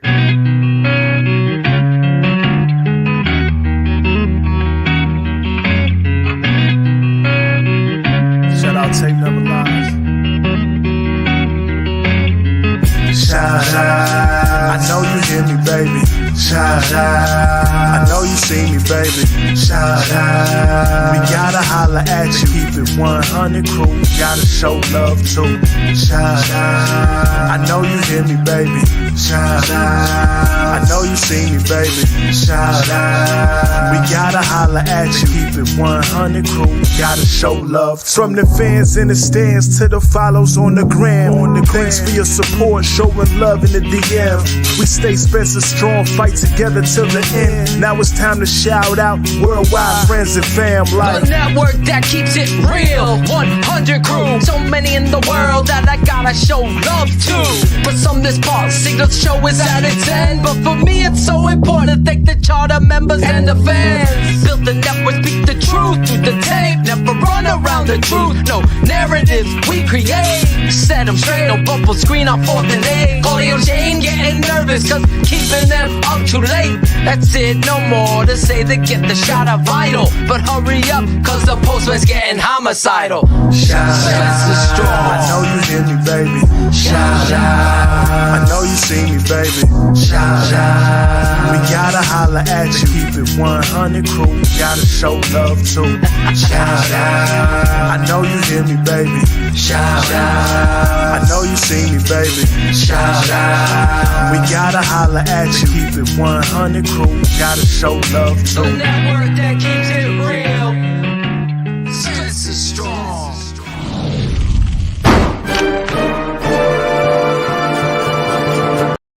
Claudio doesn't like that part, so we'll cut it off there. Oh, but I do have a great dude. Get the instrumental for that song, and we'll play that for shout outs in the background. Yep. We have the music director. He's right there. I have a little update from Facebook in terms of Mr. Angelo. Okay. He posted a new video 2 hours ago that we missed, and it says, "I'm getting ready for the big show. The tape never lies. Keeping it 100 with my friends, Dr. Phil, Yes. Claudio, Yes. Shayne, yes, Carrie, and Bellissimo." All right, we're getting Chris closer. and We're Terry. getting We're closer. getting- 3 of the 4 letters are correct, so we're getting there. Ah, yeah. That song is produced by our new musical director, Cool Kennedy. If you didn't see him, he was on our last week's show. The guy is just a genius. Honestly, I really believe that. We have so much special going on here. Yeah, that's me rapping in there with him. Thank you. There he is, Claudio. Cool Kennedy. You could give us the instrumental. Claudio wants to play that. as we shout out people every week. You have listeners worldwide. We did something on our Saturday morning X's with the O's, and we need to do it here. Tell us where you're from, because I always say it, and some haters and trolls don't believe it, but we know where Angelo's from. Wallingford, Connecticut, right, Shayne? No, Made that abundantly clear. Yes, all our songs, original music, and everything that we have planned going forward. We're going to make a album, a tape, TTNL album. Cool Kennedy has so many, and Shayne is going by July 21st. He is going to be on a rap track. Shayne Moneyman Marsaw. It's gonna be great, and we'll get some drops from Cars. Claudio, I don't know. Maybe Claudio can. I don't know. I don't think. I remember him beatbox. Remember we were on that TV show. Oh man. Yeah, and I was my job was to have my foot on the boombox. Do you still have that video? Oh yeah, we got. We gotta get it and put it, and we can upload it so people can see it. Upload some old videos of Phil on here. But we gotta do it for the summer, for the off season. Yeah, that was funny. That was great stuff. All right, Cars. We always start off with you. I can't think right now after Shout whatever out it your was boy, that just Chris. happened. Yeah, shout out to my boy Chris and Carrie. Really appreciate the fire they bring on to the show. I'd like to thank my wife for bringing me a popsicle for some unknown reason mid-show. That was really fun. Just getting your tongue and lips ready for the post-game show. Which is called bed. Yeah, absolutely. And and again, thanks everybody for interactions on Twitter. It's a lot of fun to talk and bemoan every stupid thing that we as an organization do. So that's it for me. Nice job on the shout out. Claudio the barber. Yeah. Angelo's coming in to the show. I gotta shout out Angelo. It's yes. Highlight of my week having Angelo on this show. It's hilarious. But obviously shout out my wife and kids. Always have to do that. I'm gonna shout out Alex H. He put a great comment on a YouTube page just saying, he loved how I was progressing. I hope you're right. I hope I am progressing and getting better. Jared Perry I saw him earlier in the chat. He said he was having issues. He wanted this show to lighten his mood. So hopefully that did. Hopefully we, if you didn't see the Angelo part, go back and watch it. It'll make you laugh. Maddie motherfucking Ice. There he is. Maddie motherfucking Ice? Yeah, that was his name. Motherfucking Ice. Matt. He said he was in the chat. He said he took off work just to watch our show. Look at that. He definitely deserves a shout out. Angelo lied about work just to be a part of our show. Angelo lied to his parents about work. Think about that. Love this. For a minute. It's a movie. And I was going to shout out this dude right here, the Factor One, man. He always has some funny little comments and smart comments. He's always in the chat, lighting it up. So those are my shout outs for the week. Beautiful. We got no beat, but next time we will have Cool Kennedys. Well, this was supposed to be our nice wrap up quick show tonight, and I see we're just hitting the 3 hour mark. Oh yeah, wait, Shayne, this is gonna be a quick show, Cars. Don't worry, it'll be over quick. Phil and I were like, we're gonna do a 2 hour show tonight. We're gonna be wrapped up. Oh, Cars did change his name. Cars did change his name on the screen for us. Perfect. Thanks. Yeah, good. Carrie. What's the best? Chris and Carrie. We're gonna get some Carrie swag, and then oh my god, it's about time. Yeah. Shayne, you got a shout outs? No, I really don't. Angelo was the show winner tonight. Yeah, he was. His voicemail, I forwarded it to my iPhone friends. Claude is not a part of that. So Cars, you now are the owner of that voicemail, and Phil, you are too, because we're not going to let that one go away anytime soon. Sending it to Cool Kennedy. Yeah. His job will be to make a song out of Angelo from Wallingford. I believe he will do it. And the dude is that talented. I'm so proud of that. But Angelo, holy cow. Yeah, I like that. Angelo. I appreciate you. Hey, this is Angelo Marino from Wallingford, Connecticut. I think I'll die every time. I'm glad you were So I'm able going to set that up as my voicemail now, just randomly, and then have that work. How about just, ladies and gentlemen, just that. The ladies and Gotta just get clips of Angelo and send them to Cool Kennedy. Look, he's responding. He's got us. He's got. That's what I love about him. Serious, dude. And you'll be like, holy shit, did he get us? Angelo would make so much bank if he started doing cameo for Bears, for TTNL listeners. He would rake in the dough doing that. Absolutely. Absolutely. I got to send my shout out to Loki Rivero. What a great dude. Again, check him out. Check out his show, Spanish speaking Bears show from Mexico. Guy, I love his voice. He's got such a unique voice. I forgot to tell him, very articulate. Doesn't give himself enough credit. So I want to shout him out. Obviously, I'm going to rehash in the Spencer Strong mantra of shout outs. My guy, Alberto Valdez. I'm asking 100 crew members, send positive energy, prayer, thoughts. When I say this guy needs a kidney, he gave me the permission to share because I told him, I go, you can't be by yourself. You can't be down. If you need Shayne or me or any, I go, people care. They just don't know. So shout out to him and his family. Just so much love for you, Alberto. So much love. And tonight is about that. You guys in the chat. Breaking news. The tape never lies. Network breaking news. So Angelo is home safe, but we have an update from Indiana, the region. The region. They have snow there. Yes. And our friend, Carr's former friend, Greg Braggs. Not my friend. Everybody's friend but mine. Carry on. Greg Braggs was also outside tonight, and he fell.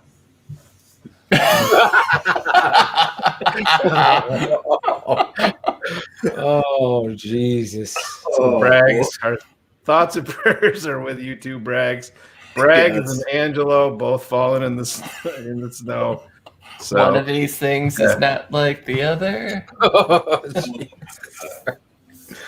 There's my guy Alberto, Chicago Bears fan forever. If you're a fan of this show, go over there, request to be a part of that Facebook group. They're constantly putting our shows up and Bears stuff. If you're a Bears fan, go there. I know Alberto takes a lot of pride in that show. Tonight, Chris Jackal, Bear Truth 9, Cherie, Logan Frost, Hector, Cameron Baj or Beige. Is it Beige or Baj? I just said Mandy. You've been all on the money. Jared Perry, Garrett Tanswell is from the UK, but I think he's in Canada now. Jeff Burton, Cars' #1 fan, is self-proclaimed. And #1 in my heart as well, yes. The Factor One, like Claudio said, my former offensive guard right here, Brian Nelson. We used to call him Bedrock. I was wondering if that was the Brian Nelson. Yes, I didn't know that that dude get the up Brian to the Nelson. What up, Brian? Brian Nelson used to get up to the second level. Love dude. that guy. Great Big dude. Great dude. And he's a big supporter of what we're doing. My boy, Big O, Otis Nichols. I want to get him something on a track, singing some gospel. It doesn't have to be gospel. It could be Bears, but he's got a great singing voice. I wanted to shout out a couple other guys. Obviously, John McNabb sent me the Keep It 100 jersey. My internet was so sketchy tonight. I was having anxiety before the show. Ask Shayne.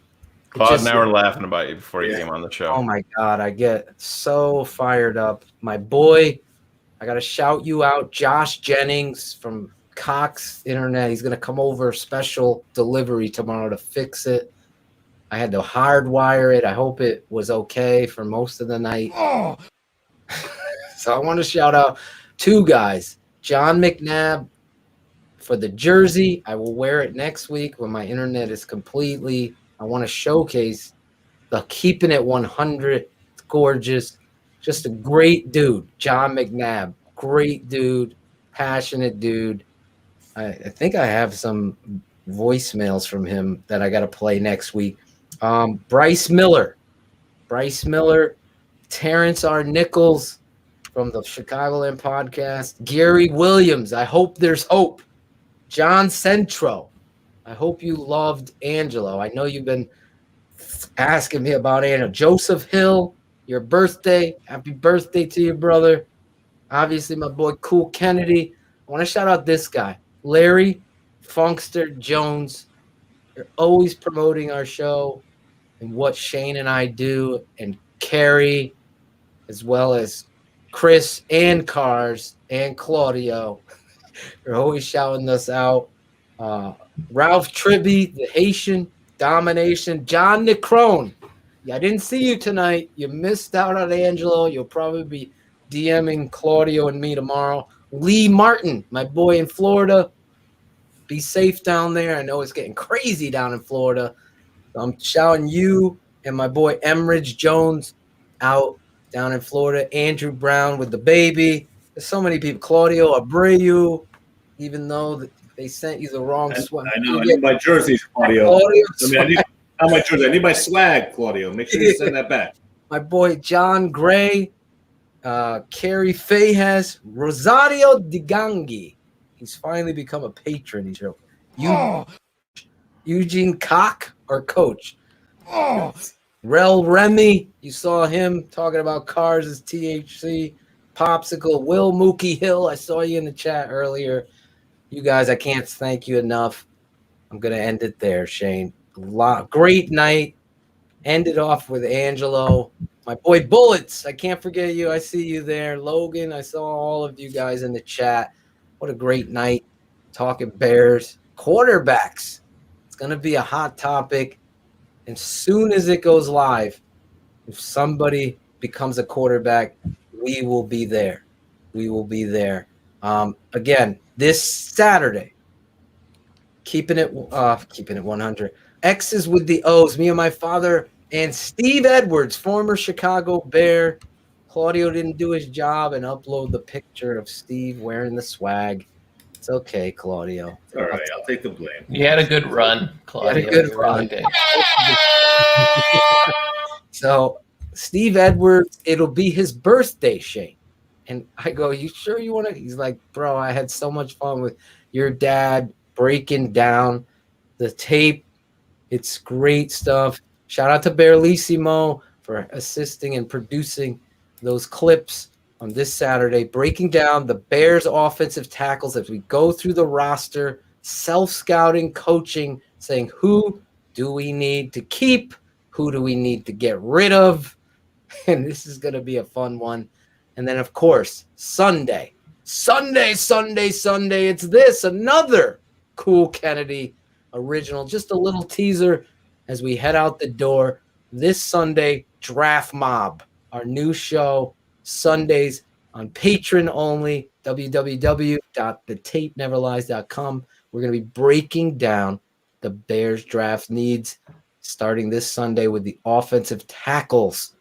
As we piggyback off of Saturday's self-scout, we'll be breaking down draft tackles. Now, with the 43rd pick in the 2020 NFL Draft, the Chicago Bears select. You want to go embarrass yourself with this thing? Embarrass myself, my family, my children, my mother can hold her head up in any neighborhood in this city when she walks down the block. Are you sure about that? I'll make him an offer he can't refuse. Forget about it. It's the draft mob, the draft mob. It's the draft mob, the draft mob. It's the draft mob. We on the job, blog boys show us respect to this thing of ours. It's the draft mob, the draft mob. It's the draft mob, the draft mob. It's the draft mob. We on the job. Block boys show respect to this thing of ours. Yeah, it's DDP and the smartest man with the draft analysis for the Bears fans. And Bellissimo mobbed up like Peaky Blinders. The tape never lies. Draft prospect finders. Draft it.